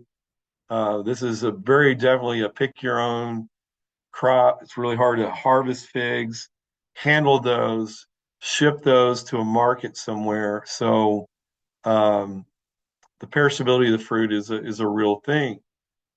Figs need a lot of water, and if they're not doing well for you, they're not growing well or bearing a lot of fruit, they're not in a wet enough location, or you're not providing an abundance of irrigation as they need. Otherwise, figs are fairly low maintenance. We don't point to very many pest problems on figs. Birds, they would be the chiefest pest that we deal with. They can bear a lot of fruit when they're healthy and when they've not been frozen back. Um, for the freeze tolerance part of this, that would place these plants into the South Texas area, perhaps the Gulf Coast. They don't need cross pollination, so no pollinizer required. Chilling hours, we think figs have a chilling requirement that's maybe just a modest 100 hours, which just about anybody can get very early in the winter in Texas. So good drainage, keep them damp. Um, and there are a couple of disease problems. Fig rust, fig mosaic um, are things that can cause chronic leaf loss. Sometimes, if you see defoliation early in the year, you may have fig rust or mosaic, and or a combination of the two. They can tend to deal with that, and they'll just come back next year otherwise okay. All right, so that brings us to kind of a stopping point or a point where I'm going to shift gears. We're going to talk about some production practices and some other things you need to know. Um, I will say, as I mentioned earlier, that I didn't go into a lot on varieties, and there's some other details of information that are spelled out in some of our fruit fact sheets. And there's two places to get these. One is Aggie Horticulture. We have a fruit section, aggiehorticulture.tamu.edu. The URL is up here in the upper left. Many of you are familiar with that website. The other is AgriLive Learn, and I would stress the importance of AgriLive Learn to you because as we have updated some of our fruit fact sheets, olives, pears, for example, we have some others that are pending. Those are showing up on AgriLive Learn more so than Aggie Horticulture. And just be aware of AgriLive Learn uh, as a place where these fact sheets are housed. So more details can be found there. Now, what I'm going to do, just as two things, kind of a wrap up here. This table is helpful at providing kind of a breakdown of blooming, harvesting period, and what you might expect from yield of a single plant. So I think it's important to point out that if you plant 5 peach trees, you might end up with 500 pounds of peaches to deal with. So great if you want to give away fruit to family, friends, or your church group or a book club. But if you don't have a major interest in canning peaches, freezing peaches, and you're going to get upset about peaches going to waste, you better have a place to get rid of some of those. Um, so this table can be helpful from that. Notice the frequency of fruit crops that are blooming February, March, April. Now, figs is an interesting one because they have a spring crop, which is technically described as a breba crop, Breba. And so the new growth or last year's growth will set figs on last year's growth, and then those will occur again in July and August. Otherwise, we're dealing with late winter to spring, even into April on the bloom period on some of these. And so late spring frost and freeze, can't stress it enough, is going to be a negative impact on these crops in certain years. We just have this real serious challenge of late spring frost. What can you do? cover. When we have a radiational frost, which is one that's not windy, you can toss uh, a blanket over the top of a plant and do a lot of good. The severe cold that we have, often accompanied by wind, is not helped much by cover. And there we don't have a great answer unless you have a heat source, lights, partnered with the cover, tend to be what we have to go to. We have radiational frost and we have advective or windy freeze events in Texas, both. And for that reason, um, knowing the right way to protect is important. We have a fact sheet on that in AgriLife Learn, and it's called Managing Frost and Freeze Events and something along those lines. But you can find some help um, in that fact sheet on frost and freeze protection. All right, let me pause because we're at 11 o'clock. And because we've gone through quite a bit on the fruits themselves, and let me pause and see if we've got any questions before we go further. And so let's first look at the chat and see what I've missed. It says we've got a question about diseases on fruits. You hear about an E. coli outbreak on a fruit in the news. Can you explain how this happens, and is this something that homeowners need to worry about? Also, are there any fruit diseases that we need to be concerned about harming the people who eat it? It's a great question. Fruits, vegetables, the three major foodborne illness organisms would be E. coli, salmonella, and maybe listeria. And these tend to come from outside contamination of the fruit. If you have a bird roosting in a peach tree and its fecal droppings land on a peach fruit, and you come in and not see that or aware of that, inadvertently uh, uh, get that uh, on in your mouth as you're eating, then that's one route for contamination.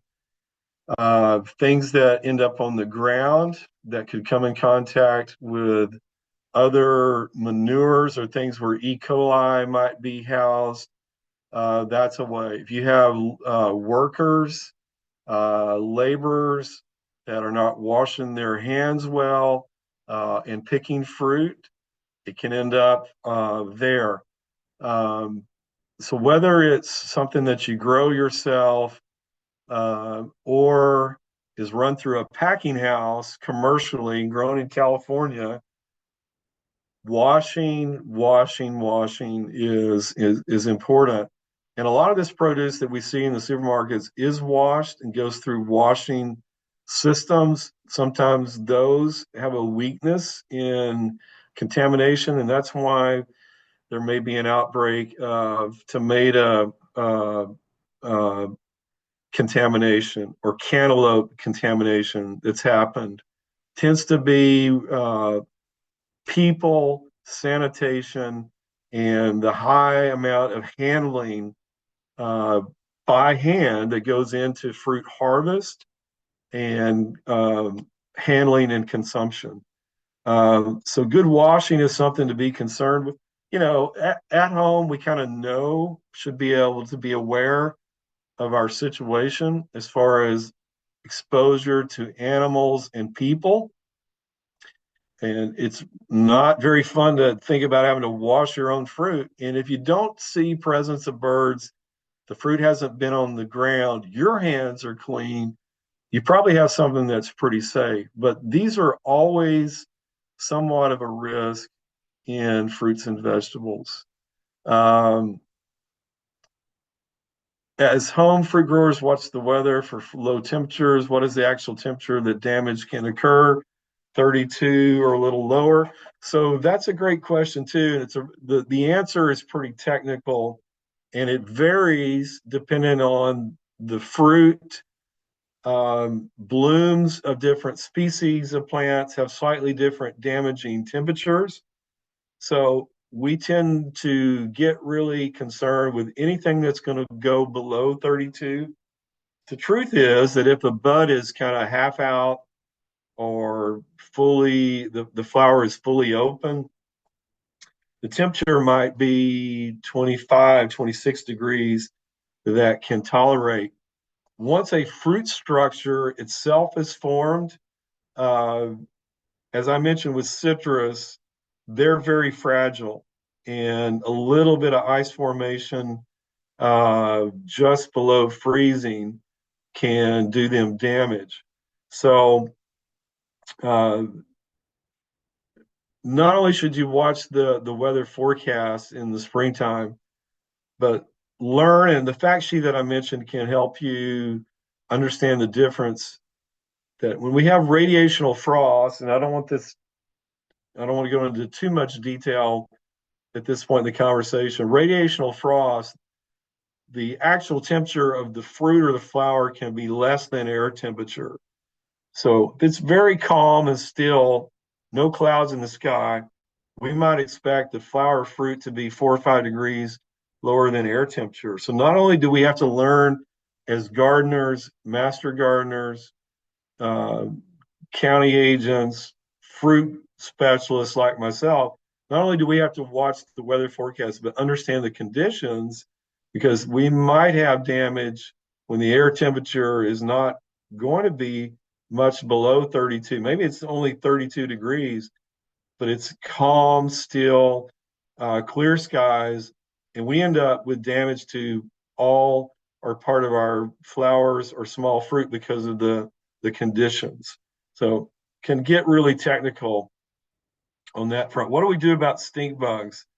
Is a question from Elaine Fleming, and that's a really good question because stink bugs are omnivores. They feed on pretty much all the fruit that I described here today. They can be feeding on weeds that have fruit structures themselves, and then moving on to your fruit trees. It's we tend to say cleanliness or sanitation, that you're removing weeds, those weeds that have seed pods, grain heads even can be reservoirs for stink bugs. So we tend to say sanitation. After that, it's vigilance, awareness, scouting. You might put out yellow sticky traps. Sometimes stink bugs are attracted. Some of the species, at least, can be attracted to the color yellow. And sticky traps may be a way to do some casual monitoring. But they can be very hidden among clusters of grapes or blackberries. They can be on the backside of a peach. And if we're just walking around, not looking carefully, we may miss them. What do we do about them if we see them? They're very difficult to control. A broad spectrum insecticide, something like cypermethrin, zeta cypermethrin, sold today. It's sold under the trade name of Sevin. A pyrethroid, pyrethrins, there can be some organic insecticides sold that contain pyrethrins. Those provide excellent knockdown and kind of a quick kill of something like a stink bug. The other option, and it's maybe an ambitious one, is exclusion. The concept of exclusion is to grow a tree either under netting to prevent birds or under insect cloth mesh to prevent insects. And while that may sound ambitious, there's actually some tree tents being sold in the market that you can grow uh, your entire tree under. And that can be a way to exclude something like a stink bug. Next question on our list is several years ago, I planted Meyer lemon, a lime tree, and some type of orange. Meyer lemon was very productive. The tree was about Never saw a lime or an orange. Did the lemon tree dominate the other two trees? Should the trees be grown with a large space between them? No, there's no negative impact by growing all the citrus together. In fact, you could have them grafted onto the same tree. That's not the cause of your problem. What we have to watch for in citrus would be two things. One, that we haven't lost the graft due to the freeze event. And we often would know that the rootstock plant overgrowing the graft is typically a different form of leaf and stands out, doesn't look like a lemon, lime, or orange tree leaf. But if you have one that's grafted on the sour orange, um, they can be very hard to not realize that what you have growing there is rootstock and not a grafted tree anymore. That's one way that you don't have the lack of fruit production. The second way would be that the plant's too young and grown from seed. If you start a citrus tree from seed, the good news is you can get them to be true to type. The bad news is you might take 7, 8 years to get there. So when you say you never saw them, you have to have the context of that timeline. The third way the citrus will not bear fruit is if they're just starved from the standpoint of water and fertilizer. You tend to know that on the water side, but if you've got pale plants that are not vivid, rich, deep, dark green color, they may not be getting an adequate amount of fertilizer and they may not flower or fruit much.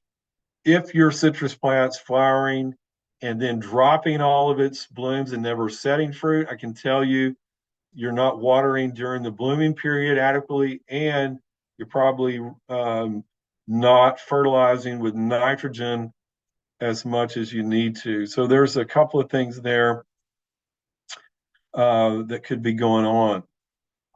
Uh, Question from Christy: is fire blight also a problem for ornamental Bradford pear trees? Yes, it is, and we believe that there are some seedling variants of Bradford pears. Sometimes some just have a genetic predisposition to more fire blight. Some years we see more fire blight in Bradford pears than other years. You can have a limb here and there. By and large, they're more resistant. Yes, they can get fire blight, and in some cases, uh, rare cases, the tree gets in rough enough shape that you need to remove it. Um, Last question here: do chickens eat stink bugs? I would venture to say yes. Um, Stink bugs are mobile. Chickens are pretty darn mobile. Chickens are pretty aggressive at chasing down something that's flying like that. I would think chickens would eat stink bugs. Can they control them all? The mobility and flying capability of stink bugs might mean that some of them get past your chickens, would be my guess. All right. Any other quick questions? If you want to unmute yourself, I guess the audience has the ability to unmic themselves. We could take a verbal question or two.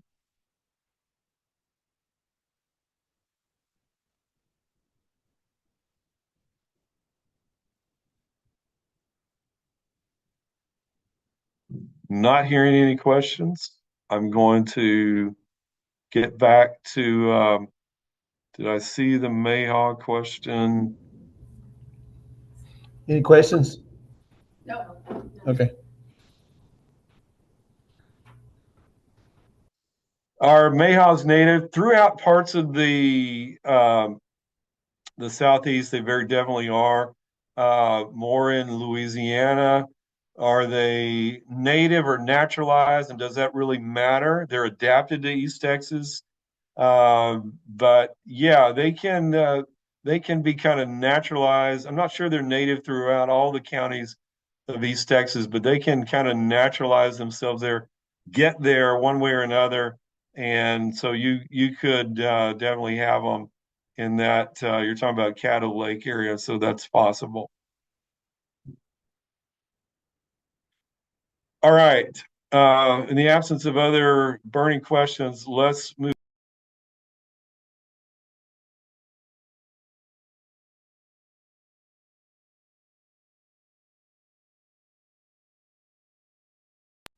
Okay, I muted myself there somehow. All right, we're going to move on past questions and let's talk about some soil evaluation that's really important. I've indicated today that you need to be aware of some root rots. Now, cotton root rot, certainly more uh, potential in higher pH soils. It can technically be a problem in more coarse textured soils. The clay soils tends to be where it is a problem. Phytophthora, we talked about, is kind of a wet soil, heavy soil problem. Uh, Fruit trees themselves don't do well in heavy soils.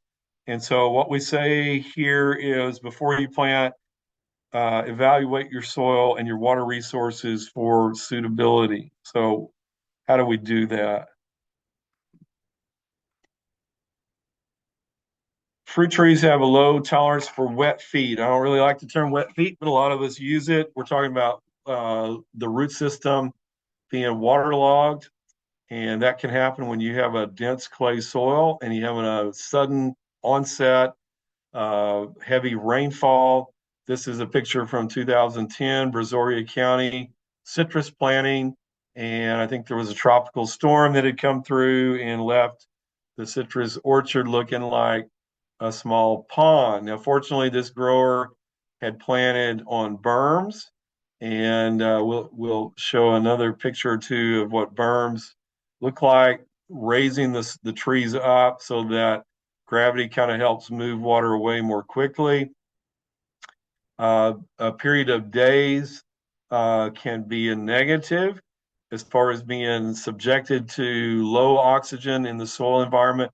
And water displaces oxygen such that you have anaerobic conditions and root health, and then more opportunity for root rot organisms to take over. So the first thing, a lot of people come to us at the county level or approach us at a meeting or program and say, I've just done a soil test and here's what it says.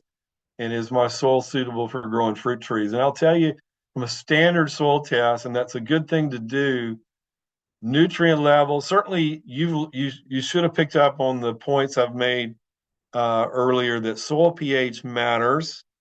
And then a soil test would tell you if you have the right pH for blueberries or what rootstock you might need to grow peaches or something along those lines.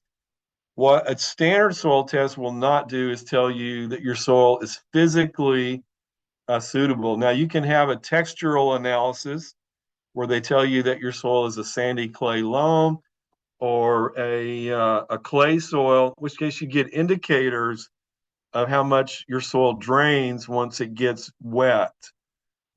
But the better approach, or in parallel to that type of soil testing, a textural analysis and a routine analysis, would be to conduct your own soil water drainage test or a percolation test. And it's a real simple thing. You take a post hole digger, you dig, typical fence post hole, 30 inches deep, 32 inches deep, 8 to 10 inches in diameter, fill it full of water. That's going to take you 5 to 7 gallons. Let the water drain. How long does it take to drain is the question you're charged with answering. Very good drainage is a hole that drains out in 1 to 8 hours. And it goes from very good to marginal at 48 hours, and greater than 48 hours, unacceptable. And I would say that when we get to marginal soils, we need to consider planting on a raised berm or bed. Now here is the Brazoria planting, the Brazoria County planting. And so if we go back to this, you say, well, I've had water standing out there. It took about 40 hours for it to drain. That's a marginal drainage, and you're going to have better performance by planting on a raised mound or hill, technically referred to as a berm, a narrow hill, 20 inches high, maybe, um, 10 inches broad, maybe broader. If you want something that has kind of a crown that has natural drainage of water, you would not want a bed on this type of soil to have a flat crown and have water stand on the top of the berm. That doesn't help. We want movement of water away from the crown of the root system very, very quickly. A lot of people will conduct this test, doesn't drain well, it's holding water for days, and they'll say, well, I'm going to dig that out. I'll put some gravel in the bottom of the hole and I'll fill it full of compost and I'll backfill with hay and any number of things.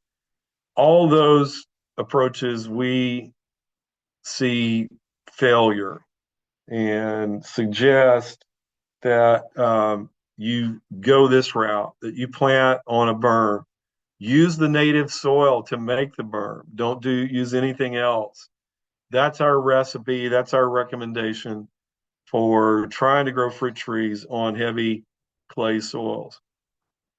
Once you pass the drainage test, then I think it's appropriate to look further at your soil uh, with a routine soil sample that you collect, and that's going to help you determine things like salinity, soil pH, nutrient availability. You can do the textural analysis.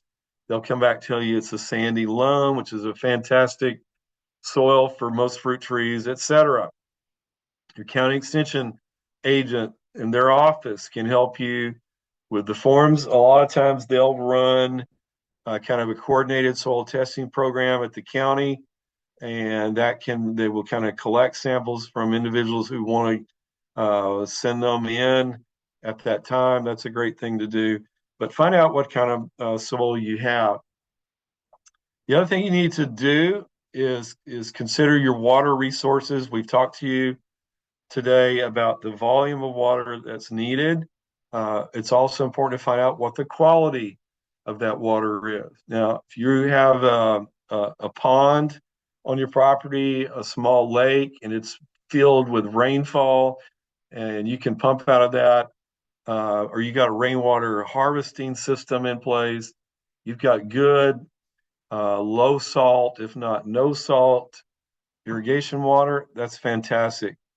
Any groundwater source you're going to pump out of the ground in a water well, I don't care what the depth is, I don't care where you are in Texas, that water may have a level of salt in it that's not suitable for fruit trees.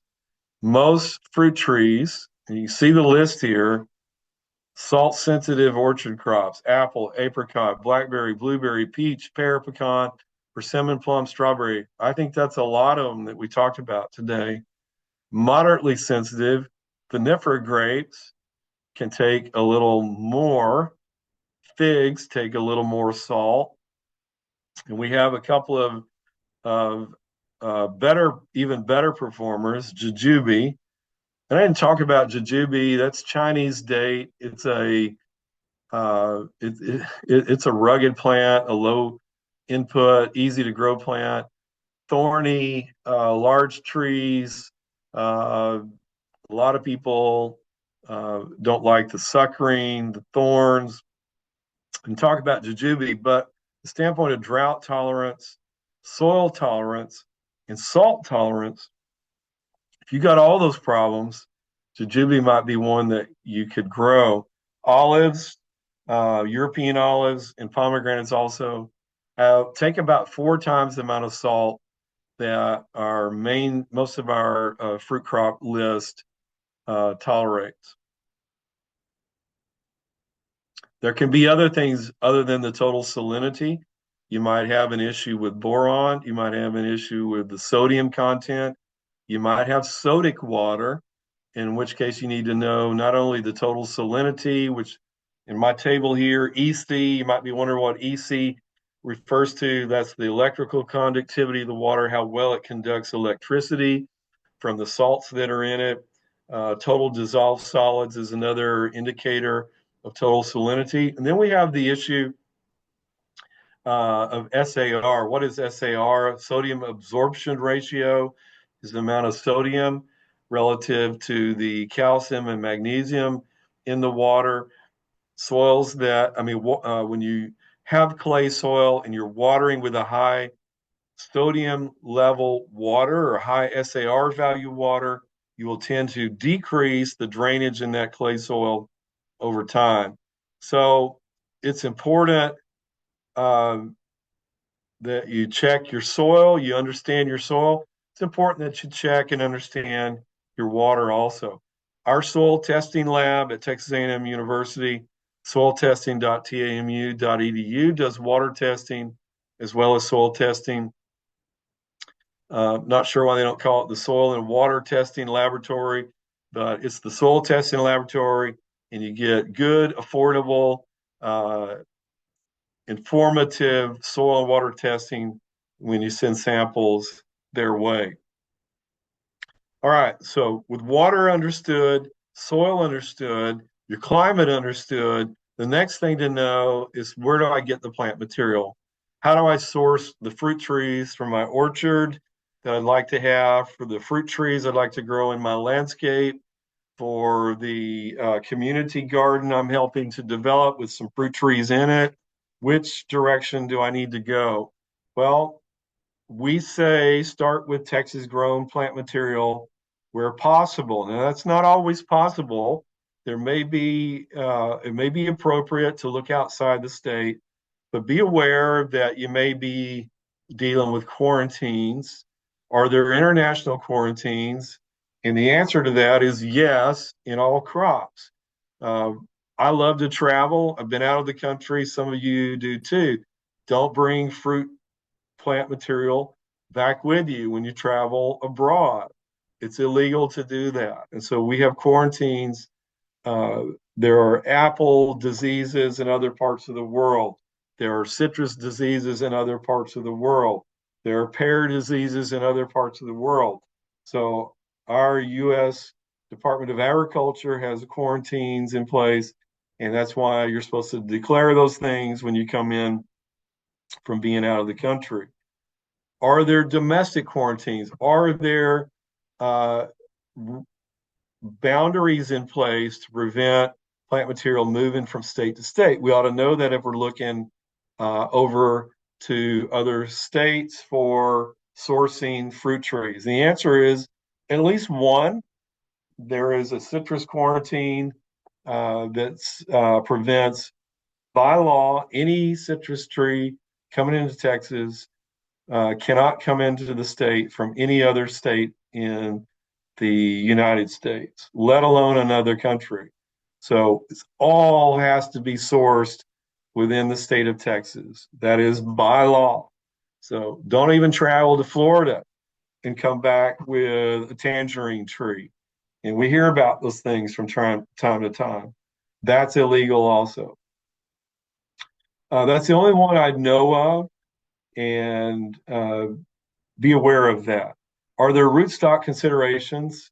And just as a review, at least in citrus, peaches, apples, pears, I would probably include here grapes, that you might want to take a look at grape rootstock availability, particularly if you have some potential for cotton root rot. There are a couple of grape rootstocks that would be resistant to that. So we've talked about those. So these are your considerations. Are there variety issues? Absolutely. There are better performing varieties as far as the flavor, the color, the timing of harvest, the chill hour requirements. The variety is certainly very, very important. So all of these things need to be investigated when you are sourcing fruit tree material.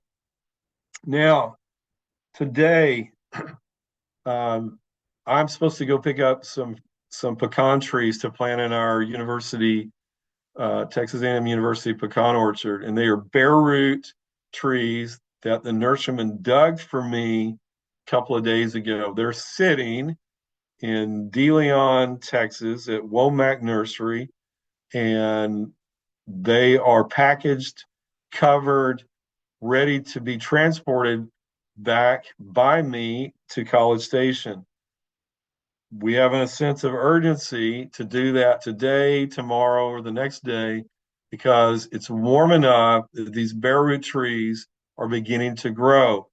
And when we're sourcing, seeking bare root fruit trees, they need to be planted while they're dormant. And I'm really on the line here as far as waiting too late to have done this.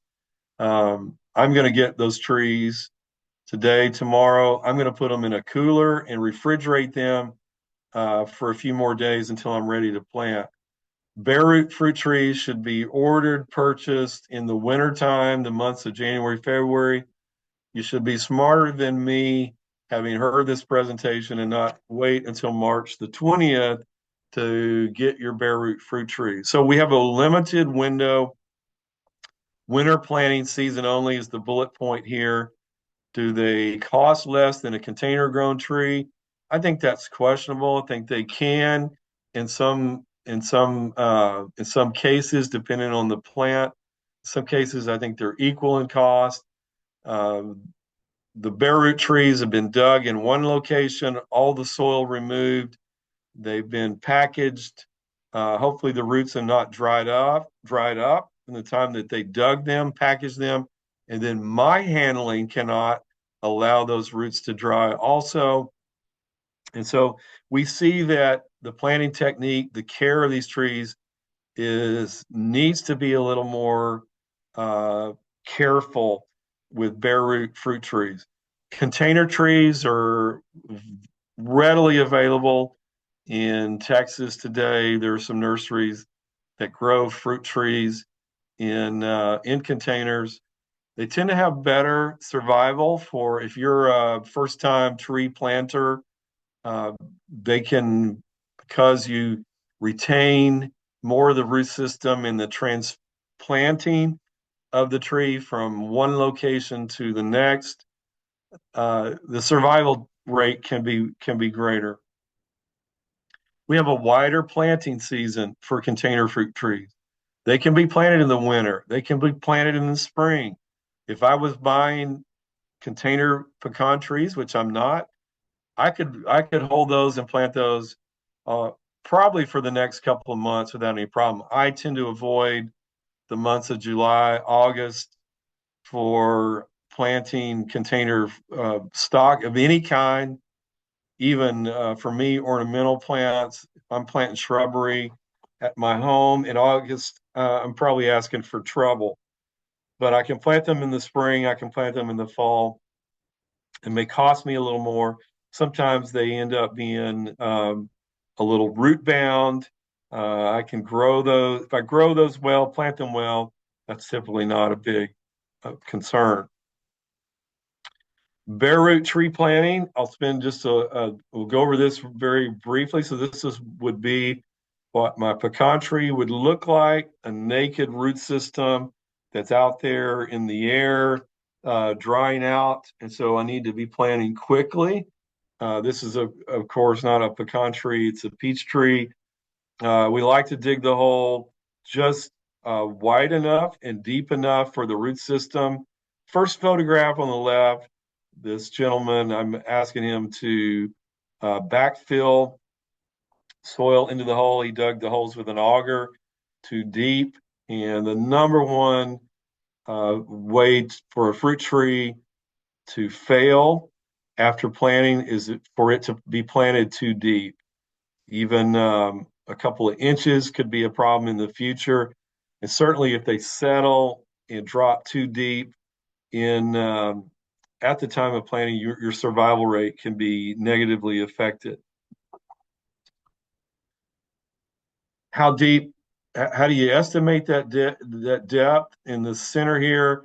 You notice that the root system has a bright light, almost carrot coloration. The above ground portion of this plant is easily observed in this gray to brown coloration. That's typically the right line to continue to use as a planting depth. I would argue that you don't, if you want to make a mistake, plant too shallow rather than too deep. And I like to have roots near the soil surface, so I could go a little more shallow, but we don't want to plant too deep. That's really, really important.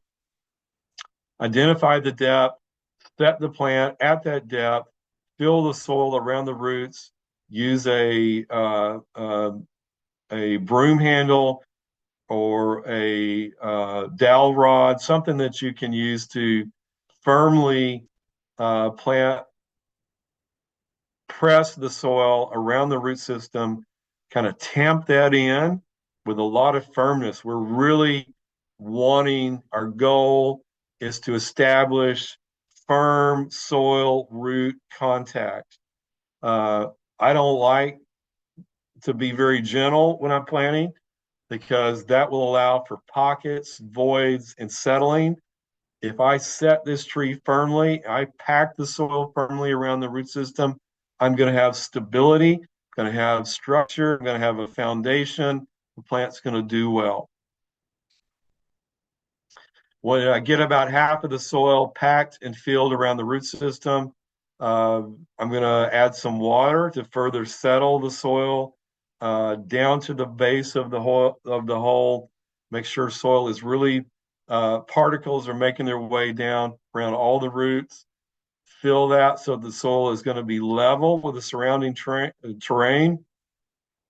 The third picture here on the right, we're holding the tree and actually standing on the root ball and making sure that soil is packed in place.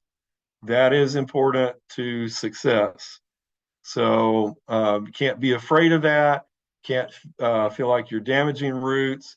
Our goal is to prevent settling, planting at the right depth, and soil root contact. That's what we want in this process. The next thing is very, very important. And what I say here, because I know it to be a fact, some of you are going to be distressed by doing this. Cut the tree back 1/3 to 1/2 as a rule, and that's for any plant that I'm growing. Trim them back because that facilitates root growth and establishment. Now we can argue for a little less. We could go more towards the 1/3 on container grown plants, maybe 1/4. You could get away with that. We want to lean more towards the 1/2 when we're dealing with bare root plant material. It also, so it's going to help with root growth and the plant not stressing because of root damage and not having too much of a top to try to reestablish.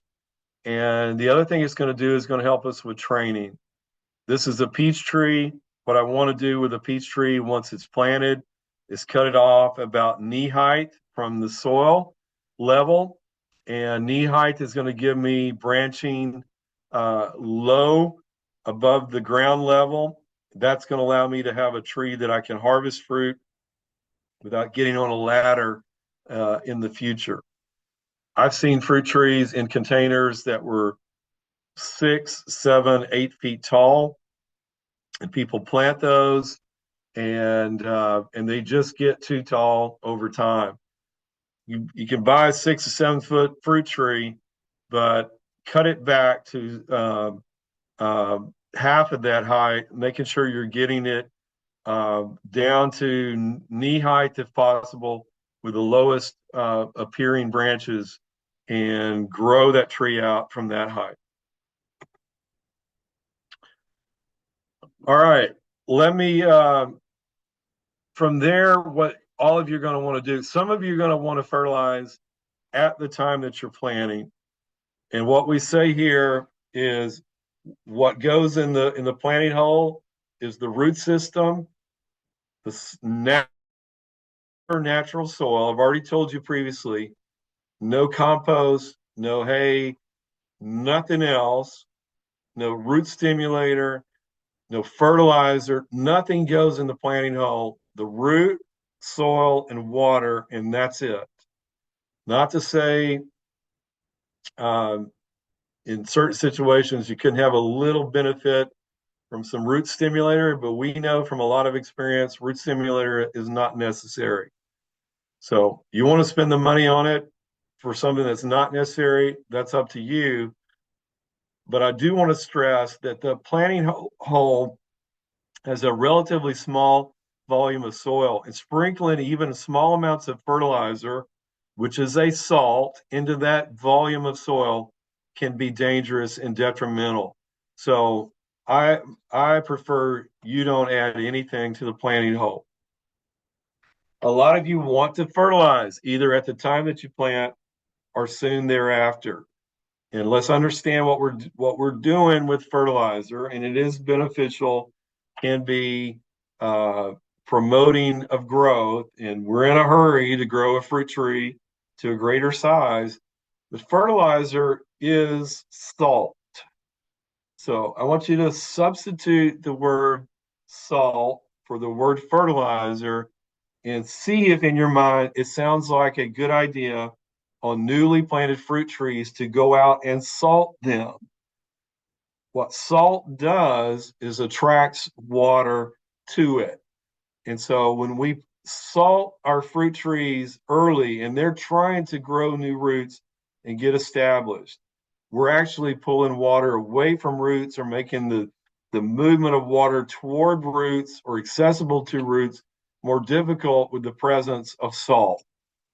Don't salt your fruit trees. Don't fertilize your fruit trees till they have established themselves. The roots have had opportunity to grow. How do you know that that's happened? Short of digging up the plant, um, its appearance of leaves first and new shoots second. Now, a dormant fruit tree that you plant, that maybe looks like this one, they'll all grow new leaves because the buds are programmed to do that. Um, what they won't do unless they establish well is for those buds to do much more than allow a leaf to come out. They will not show much shoot growth, stem growth until they're really doing well. And so our rule here is trees should demonstrate new leaf and shoot growth before applying any salt. I told you to substitute that word salt for fertilizer. So here's an example. Here's a young citrus tree. You can see the leaves there, and it's not a great photograph, but there are new shoots here also. It's okay for me to begin to apply some fertilizer to that plant. But until it demonstrates that, hold back, resist the urge, the temptation to be fertilizing your fruit tree. If your new fruit tree or shrub, small fruit, berry bush, whatever, is making new leaves and shoots, a nitrogen only or complete fertilizer can be broadcast around those trees to facilitate new vegetative growth. Nitrogen is important for vegetative growth.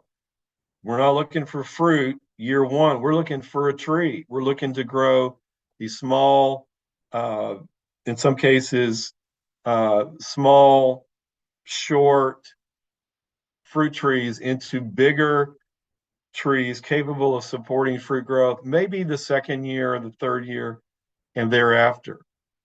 Nitrogen does that. Nitrogen doesn't stay in the soil, it's leached out. So annually, you need nitrogen. Your soil test that you sent, that your county agent sent or you sent to the soil testing lab, will always tell you to apply some nitrogen on an annual basis. They may also tell you to apply some phosphorus or potassium, which you should do at or after the time of planting. But the nitrogen part is almost a given. And what we need to understand is how much nitrogen salt will be beneficial and not harmful. So let's look at that.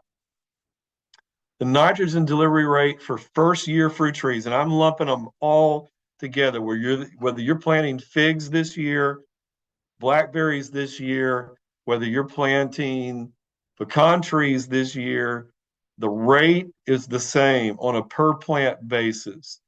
Some of those are going to be bigger than others, but by and large, 1/10, which in decimal form is 0.1, 1/10 of 1 pound of actual nitrogen per plant is going to give it the vegetative boost you need to happen in the first year of growth.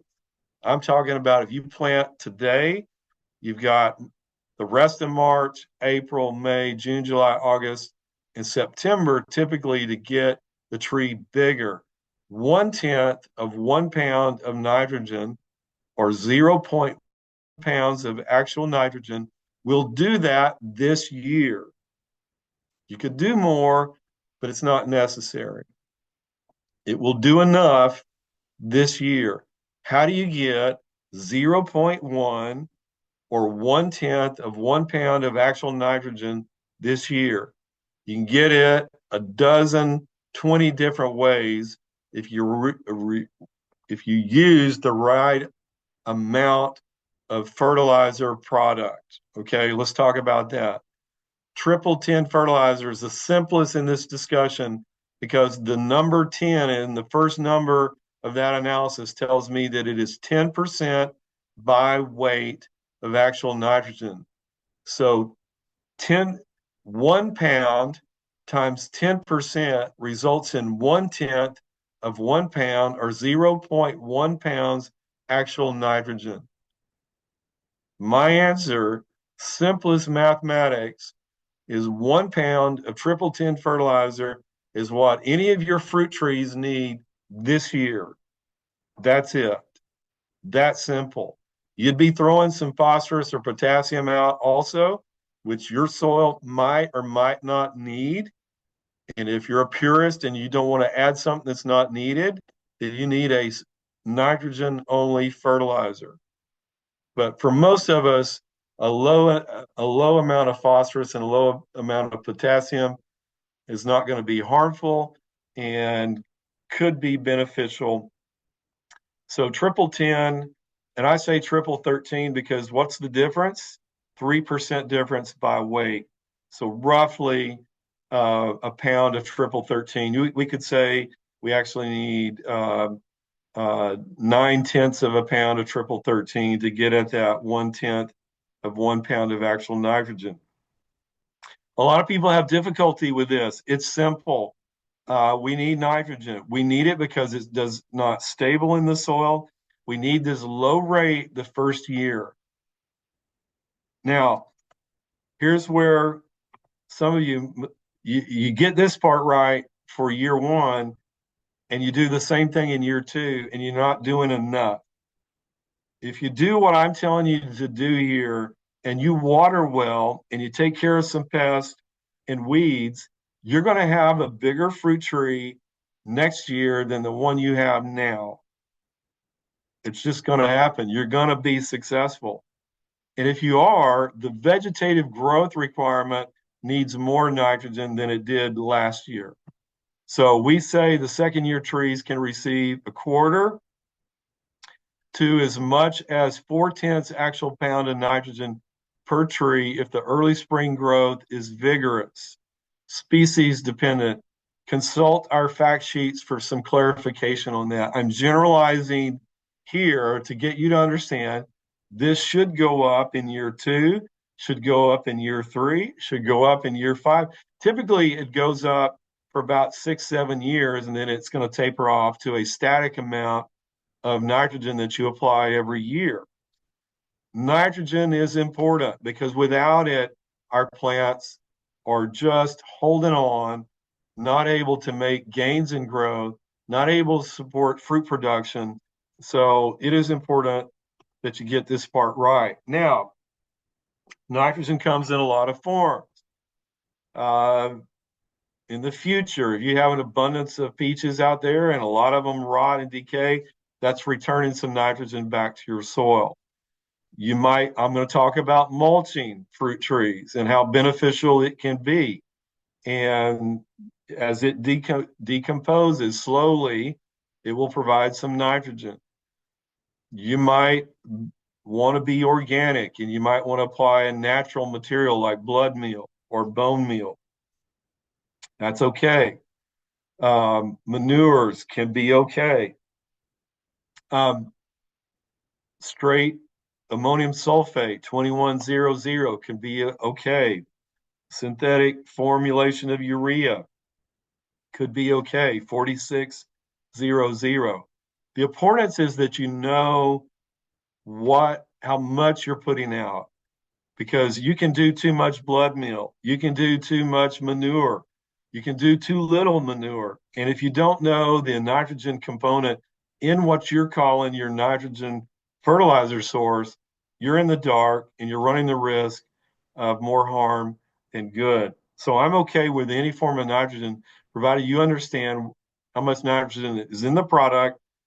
Furthermore, you need to really know how long it takes for that to become available to your fruit trees, because some of the organic forms take a long, long time.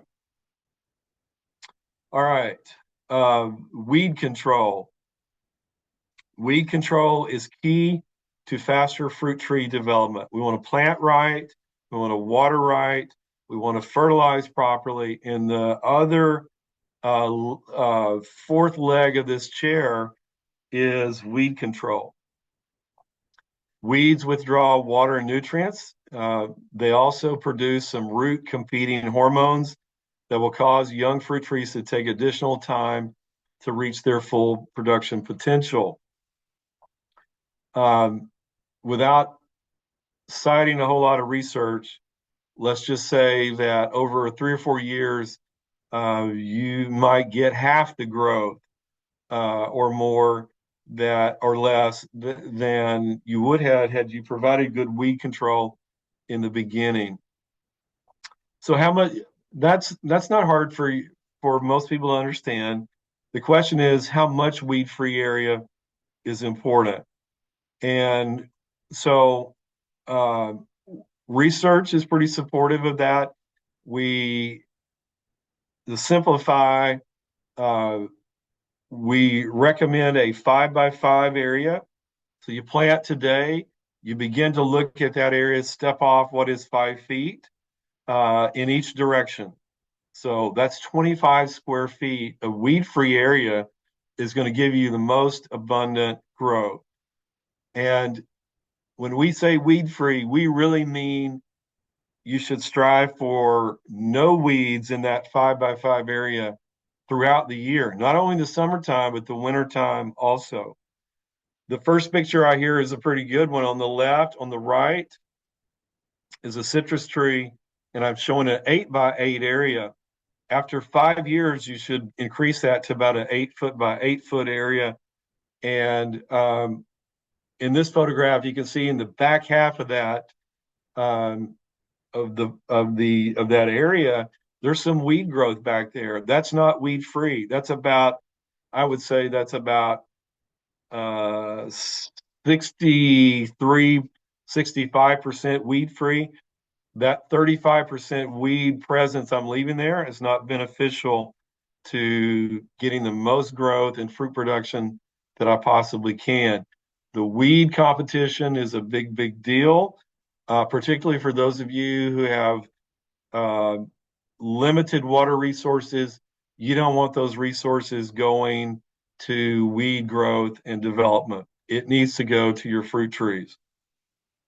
So 5x5 for 5 years, and then increase that to 8 foot by 8 foot thereafter. Keep the area free of weeds year round, including winter. The other thing I need to mention here, mulch over a weed-free area increases the benefit. Mulch conserves moisture. Mulch reduces soil temperature. Mulch reduces, doesn't eliminate weed growth. So if you think you're going to mulch and that's going to eliminate all your weeds, I'm here to tell you it's wrong. You're wrong, unless maybe we're talking about those of you in Fort Stockton or El Paso. Rainfall, you're going to get growth through a mulch bed. But it will help. It will reduce the quantity of weeds that are trying to grow through that. And by taking that 5x5 area and adding about, I'd say, 5 inches of mulch, which is a liberal amount of mulch, you're going to get excellent growth and development. So 5x5 by 5 inches for 5 years, you're going to get fruit trees growing. I can assure you, you're going to get them growing vigorously and developing quickly, and you're going to get fruit production sooner and in greater abundance.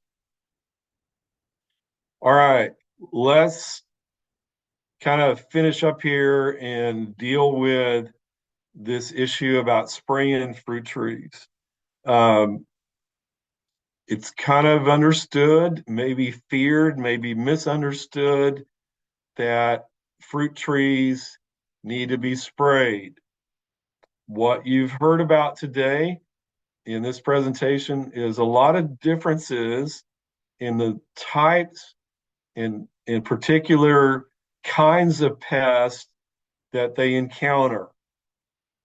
Pecan scab is only a pecan problem.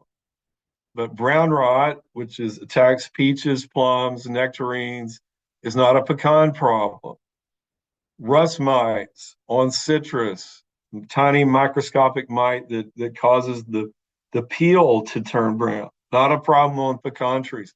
So we have all these different pests, and some of these are quite damaging. Some of them may be a cosmetic problem or issue, and some of them may cause you to lose your entire crop. Very, very much a mixed bag on what is going to help you get past the insects and fungal problems, bacterial problems on some of these fruit trees. Ensuring the longevity, successful crop production is going to, in some cases, necessitate application of insecticide, fungicide, and maybe a foliar fertilizer to the fruit tree itself. In pecan trees, for example, we talked earlier about they're needing zinc. Zinc is, if you have zinc deficiency problems on a pecan tree, the best way to remedy that is to spray the pecan tree with zinc sulfate. So I might need a sprayer. I might get away with a young tree with some type of pump up sprayer or hand sprayer or a battery powered sprayer on an ATV. As these trees get bigger, understand that these problems tend to intensify, become more prevalent, and I may need a way to spray this taller tree in my landscape or in my orchard. Some of the nuisance pests, for example, that I talked about on citrus. You might have a citrus tree that's 8 feet tall, and you need to have a way to get a spray up there if you've got a whitefly problem or a scale problem, rust mite problem, what have you. Do you have something that will get this spray moved around the tree effectively? There are what we call air blast sprayers, the tractor with the fan on the back of it and that red tank, that's an air blast sprayer. And that does a great job of spraying the entire tree in a second or two. We might have to use a handgun like we see in the picture above that. And there are a lot of sprayers that are battery powered. You put on an ATV, or you can push around on a cart with a battery and do a good job of thoroughly spraying the tree, upper, outer, inner limbs and fruit in order to spray for plum curculio on peaches, for example, or codling moth on apples, for example, or grape bearing moth on grapes, as an example. That pest management and a few fertilizer practices that need to be applied foliarly gets into some real important technical information. Where do you turn to for that? You turn back to our fact sheets for support, you contact your county extension office for support. If they can't help you with a particular fruit or pecan pest or disease problem, they can certainly put you in touch with me or one of my colleagues for help or support. Sometimes we don't know what we're dealing with, and you need identification. A lot of what we do as specialists with Texas A&M AgriLife Extension is interpreting problems from photographs. When we get good photographs, good discussion of what the problem is, we can be of pretty good assistance with identifying the problem and identifying the appropriate remedy for that particular problem. So again, coming back to these fact sheets for additional support. With that, that's all of the content here today.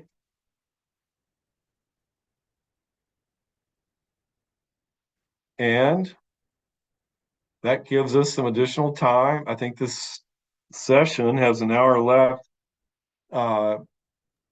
until 1 o'clock. I'm happy to deal with some additional questions. So we'll pause here, try to do this in an orderly fashion. If any of you got questions, this would be a great time. If I covered, if you have something else on planting or fertilizer, anything was unclear on the nitrogen, soil management, any of those kind of things, I'm here for your benefit to get those questions answered properly.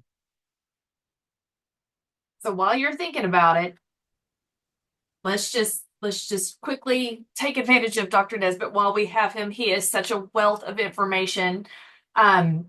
Please ask questions now while we can. He's a busy man, so he's sometimes, well, I can't say difficult to reach. He can always be reached, but let's grab him while he's right here and available. Any questions? I'm not in a hurry to leave, so. Okay, all right. They're starting to come in. Yeah, good. All right, so Colorado County, if planting a bare root tree and it's too deep in the hole, how can it safely be replanted? A lot of water. What we do in that situation, and it's good that you come back a day or two later and observe that. Sometimes we try, we get a lot of rain, and we notice, wow, that thing is not where I had set it. Before it gets growing, as soon as possible, even if it is growing, I would suggest the detriment of being too deep in the planting hole is it necessitates using a lot of water and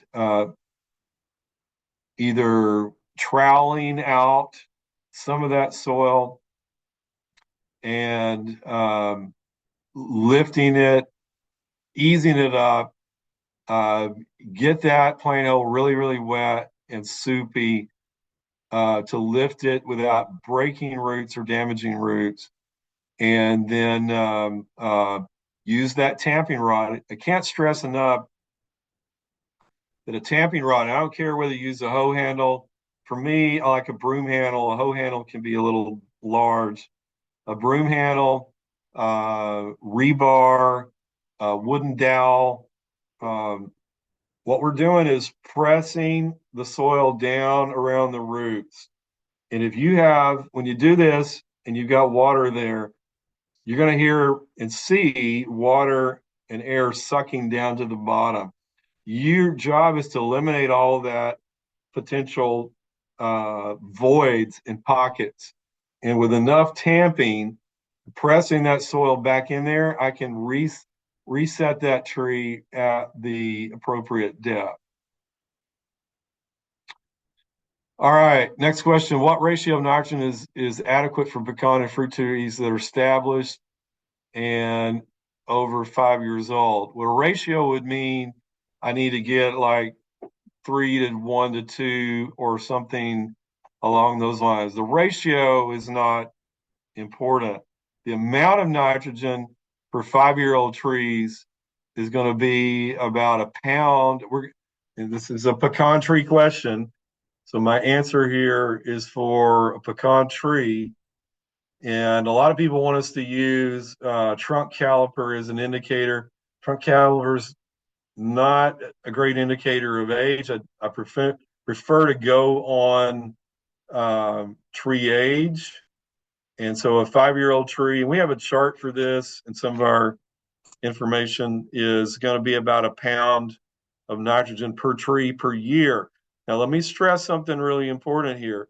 As the trees get older and we're applying greater rates of fertilizer, we sometimes get better use of that fertilizer by the tree by separating or splitting the application into more than one delivery.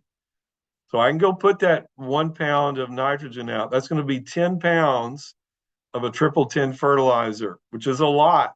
It's going to look like a lot. You're going to think, he said salting. This is going to look like I'm killing my fruit tree. We would obviously want a lot of distribution of that fertilizer over a pretty broad area. And remember or recognize that root distribution on most fruit plants is twice the distance of the limb spread. So we can move that fertilizer out, but it would probably be beneficial to split that into two, maybe 3 applications. So I take my 10 pounds and I go out in March and I apply right now and I do 3 pounds. And then in May, I do 3 pounds. And then maybe June, I do 3 pounds. The other thing I need to stress on nitrogen, we like to cease application of nitrogen to fruit trees mid-August to late August, such that by early September, we're starting to slow the rate of growth down as we go into fall. And that's to prevent some type of winter injury from a freeze event. So multiple applications tends to be helpful in that rainfall or lots of irrigation can leach out the nitrogen. And so that is a good way to hedge that, split it into 2 to 3 applications per year. I have fruit trees in large pots. Do they need the same amount of nitrogen as one in the ground? No, the differences are different. There are a lot of differences. You should be growing in a container. Any fruit tree in a container should have no natural soil in the container. All of the components of your growing media or substrate should not include soil. Sand is okay. That's not soil.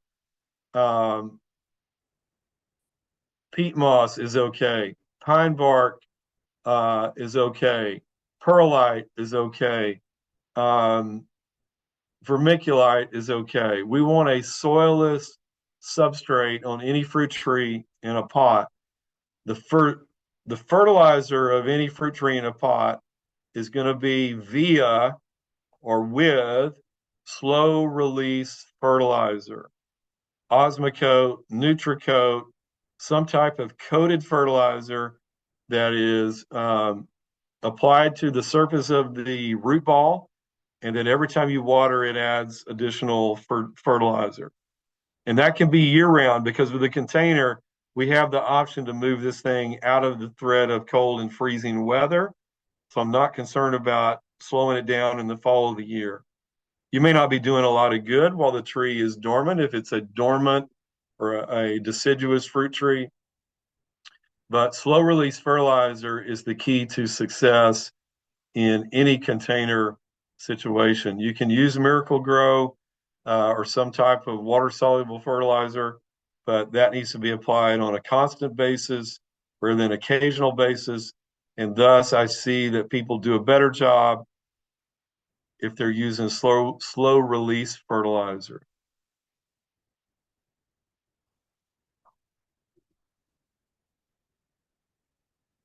Okay, the next question is, can you please readdress freeze markers. I'm not sure what a freeze marker is. Let me try to do one thing, or Jayla, maybe you could do this for me, and that's in AgriLife Learn. There's a fact sheet on our protecting landscape plants and horticultural crops from frost and freeze protection. If we could get the URL for that, I'm I looking for think it. I think that would be the right thing to share.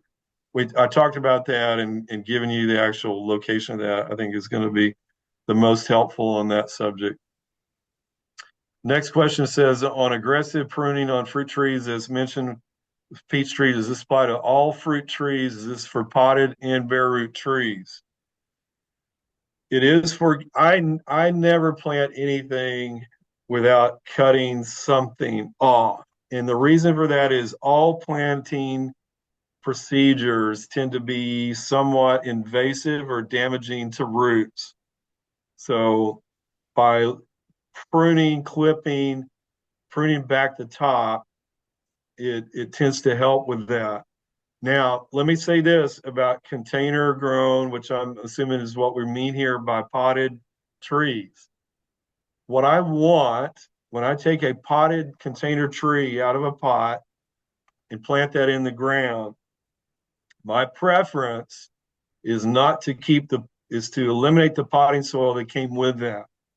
Why is that? Because in the root ball proper, the best thing for it to grow well and uniformly, and for my watering practices to be most uniform, is to not have soil outside of a planting hole and potting soil inside the planting hole. I'd rather have natural soil inside the planting hole and outside the planting hole.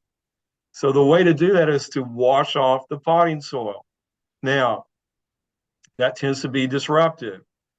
How do I deal with that disruption or damage to the roots? I prune the top back, just like I talked about with a bare root tree. Now, I will tell you that if you're planting potted trees, container trees in June this year, and you eliminate all of the potting soil, you're probably going to stress that tree. So we tend to retain some of that potting soil when we're planting that time of the year. But if I'm planting a container tree September, October, November, December, January, February, March, April, May, I get rid of the potting soil and I plant that tree in native soil, and I'm going to prune it back to help it overcome transplant shock. So that's my answer on that one. Lonnie, is this the article you're wanting in the chat? Yeah, that's it. Yeah, it's a very descriptive publication. So that should help people on strategies there. Let's see. Back to the question on the olive tree. It's in a container, dropped its leaves. Is it dead? Well, you check stems, scratch through the bark of the stem to see if you have stems that are dead. In a container tree, you could have a root rot problem. As I mentioned, olives are very susceptible to Phytophthora root rot. If you do not have well draining, soilless media potting soil, and it's being overwatered in the pot or gone through a period of overwatering, it could be losing leaves from overwatering stress and root rot infection. You'll have to check your stems to know more about that one. Is grass the same as weeds in that 8x8 area? Absolutely. No grass, no weeds. Yeah, we're being all inclusive. A weed is technically any plant out of place. Grass is out of place in that situation. So grass and broadleaf weeds both is what we're referring to. What spray did you say to use on apples for codling moth? When and how often? I'm up in the panhandle. Codling moth has some pheromone traps, so you'll want to I find somebody like Great Lakes IPM that has a catalog and find a pheromone trap that you can identify when codling moth is present. What you use for codling moth control is going to be um, a product. I'll type it in here, which is very good. Codling moth is a moth pest, so uh,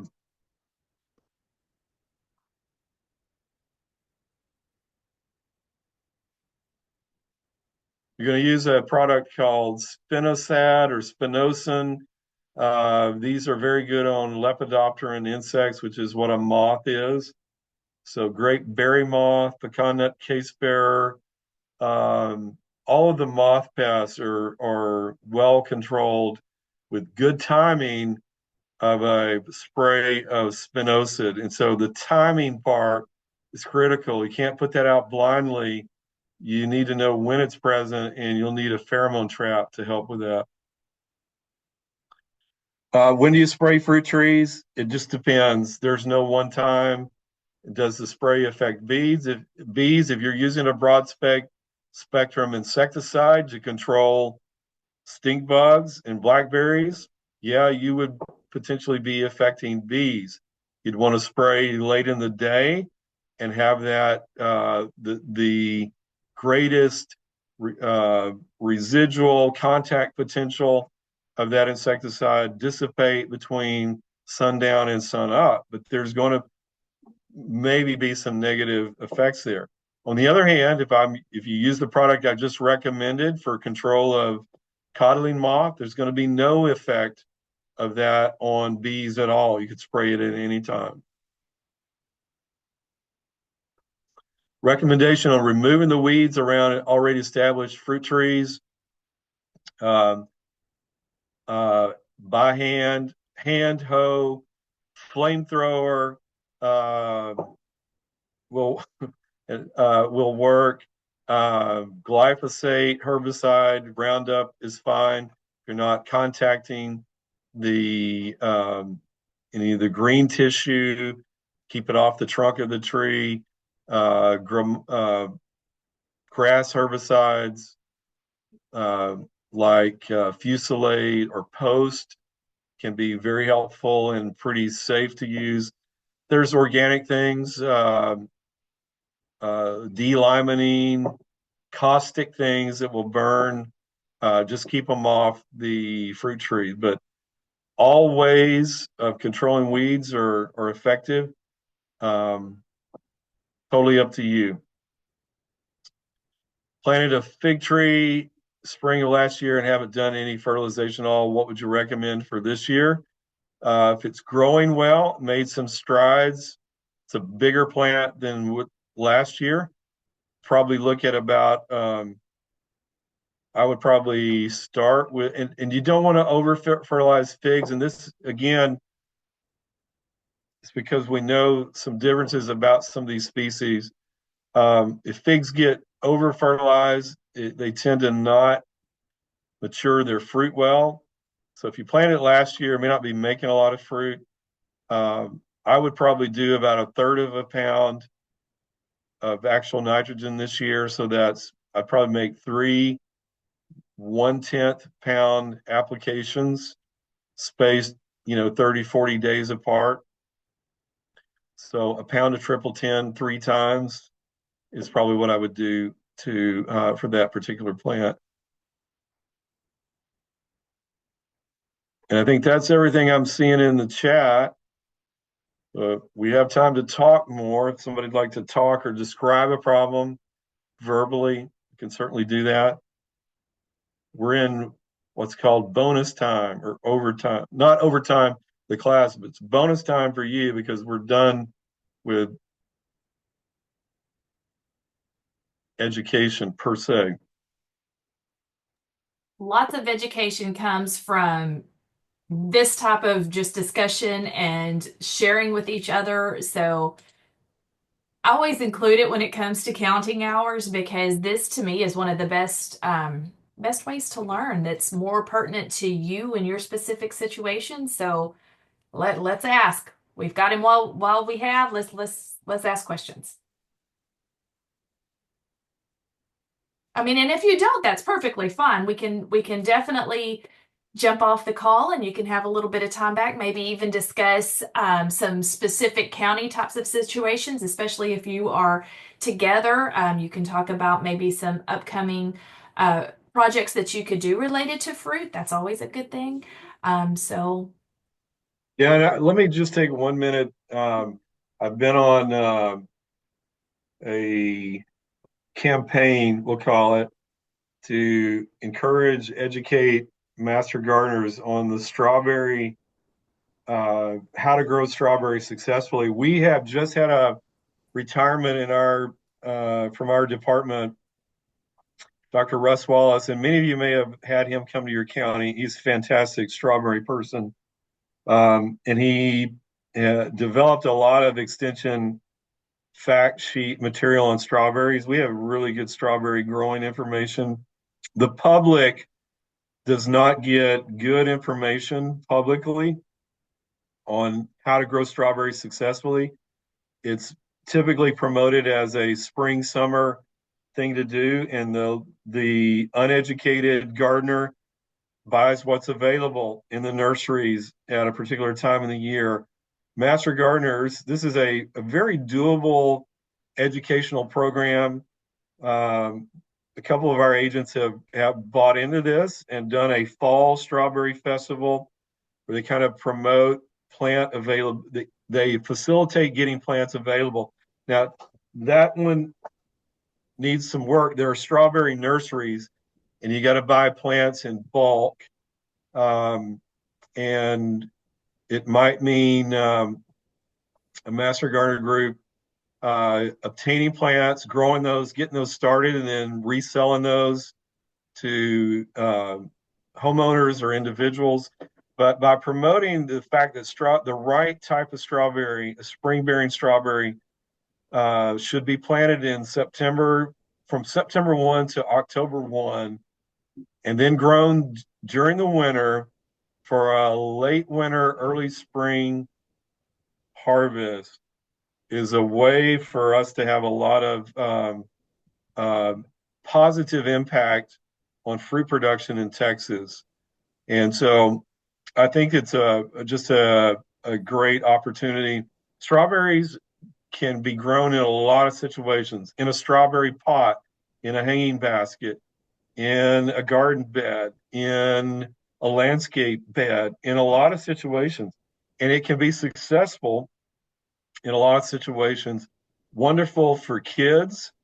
Um, it's getting the right plant material at the right time of year is super important for making that program work. And so it's just a void of information out there in the public that the master gardener community can step into and help with. So I'm happy.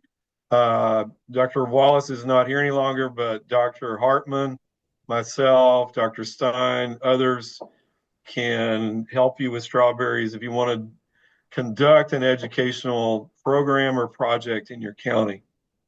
Monty, that's such a good thought. So you know this. I got to work with Dr. Wallace and do one of his strawberry trials here at my home, and I'm hooked on growing strawberries. It is such a great opportunity, but that would be a fabulous plant sale opportunity to educate the public, make those plant starts available. And that, like Buddy said, that is one of the greatest challenges is I look all the time for where can I purchase the plants? And if that's a void that Master Gardeners can provide that's not being provided into your local communities, we say all the time with our plant sales, we don't want to step on the toes of our our growers, of our nursery professionals, because that's their livelihood. We're here to work with, not interfere with their business. And if that is a void that is not being met, maybe that's an avenue that master gardeners could fill. So I love that, Monty. Thank you for sharing that. Sure. Yeah, absolutely. I think there's opportunity here. And so a couple of things have popped up in the chat. We'll look at those. There are two small peach trees in the back of some property that we bought last year. They are only made about 5 peaches and they were hard and stayed green. What do you suppose happened? When you have that situation, that's typical of the tree lost the graft. The graft was overgrown, frozen. It's gone back to rootstock, or maybe someone planted peach seed thinking they could grow a nice peach tree from seed, and you don't get peaches true to type from seed. You get exactly what you're describing, which is a non-maturing or very, very late developing peach, and not a good one. So those trees would have to be grafted or replaced with better trees to overcome that problem. And then have recommendations for fruit types to grow in Lubbock. Lubbock is a high chill area, so you can grow peaches, apples, pears. The chilling allows you to maybe even do some things that you can't do in some other areas of the state, like sweet and sour cherries, which we just typically don't talk about a whole lot. Obviously, pecan trees you grow, and there are commercial orchards in Lubbock. Does get very, very cold, so you're going to stay away from the figs, pomegranates that have some challenges with extreme cold. Uh, Lubbock is the #1 grape growing area of Texas. So it's a no-brainer that you can grow grapes up there with a lot of success. So several things that we talked about today and are going to do well in Lubbock. Speaking of grapes, my grapes got hit twice last year with some type of herbicides, destroyed all the fruit and most leaves fell off. I poured water to what else could I have done? I don't know if they will come back this year. Not sure. I mean, we do see in the Lubbock area, I don't know if this is still a Lubbock area question, but dicamba 2,4-D drift is an ongoing issue in the high plains from cotton. So if you're around agronomic crops, sometimes this happens. What else can you do? I think you've done the right thing. Lots of water and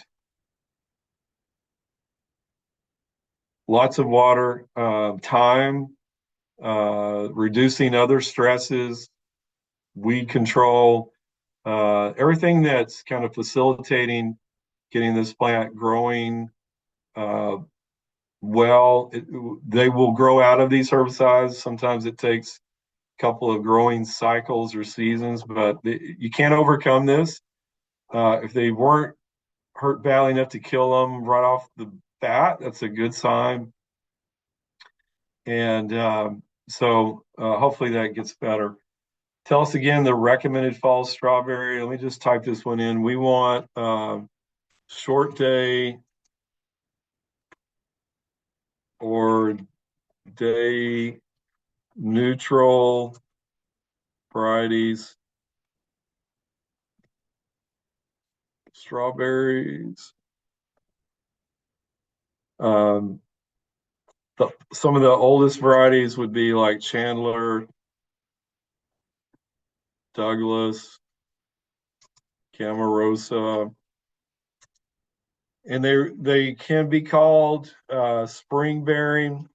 That's what I refer to them as today. In some parts of the world, country, they refer to them as June bearing because their season is a little later than Texas. So June bearing, you want to avoid ever bearing or long day types. And Dr. Wallace's work really has highlighted a lot of really good varieties of strawberries that will work for us in Texas. Where are the strawberry festivals and when? The first one that horde agents that did this successfully was in Brazoria County, and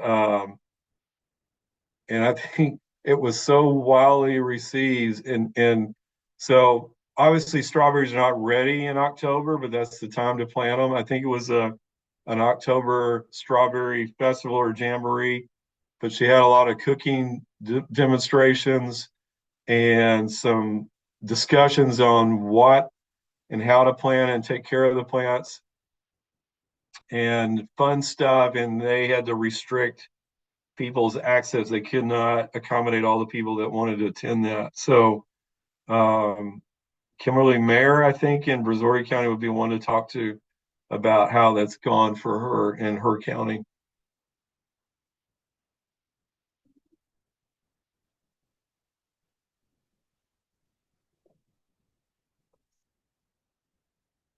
All right, it feels like we've come to the end at 12:30 on the dot. So, Any last questions?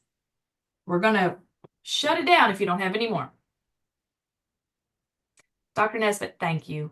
You all can right, see in Dale. the comments, such a good presentation. We always appreciate your time and expertise that you share with us. Thank you. All With that right. said, you're free to go, and our participants here, if you don't have any other questions about programmatic stuff, you're also free to go. We do have, I believe it is Michael Potter with our lawn talk next week. I think we're down to 2 more classes, and so we just have a little bit more in this spring intern class. So we will see you same time, same place back next Thursday. So with that said, y'all have a wonderful rest of your week and weekend. Bye, everyone.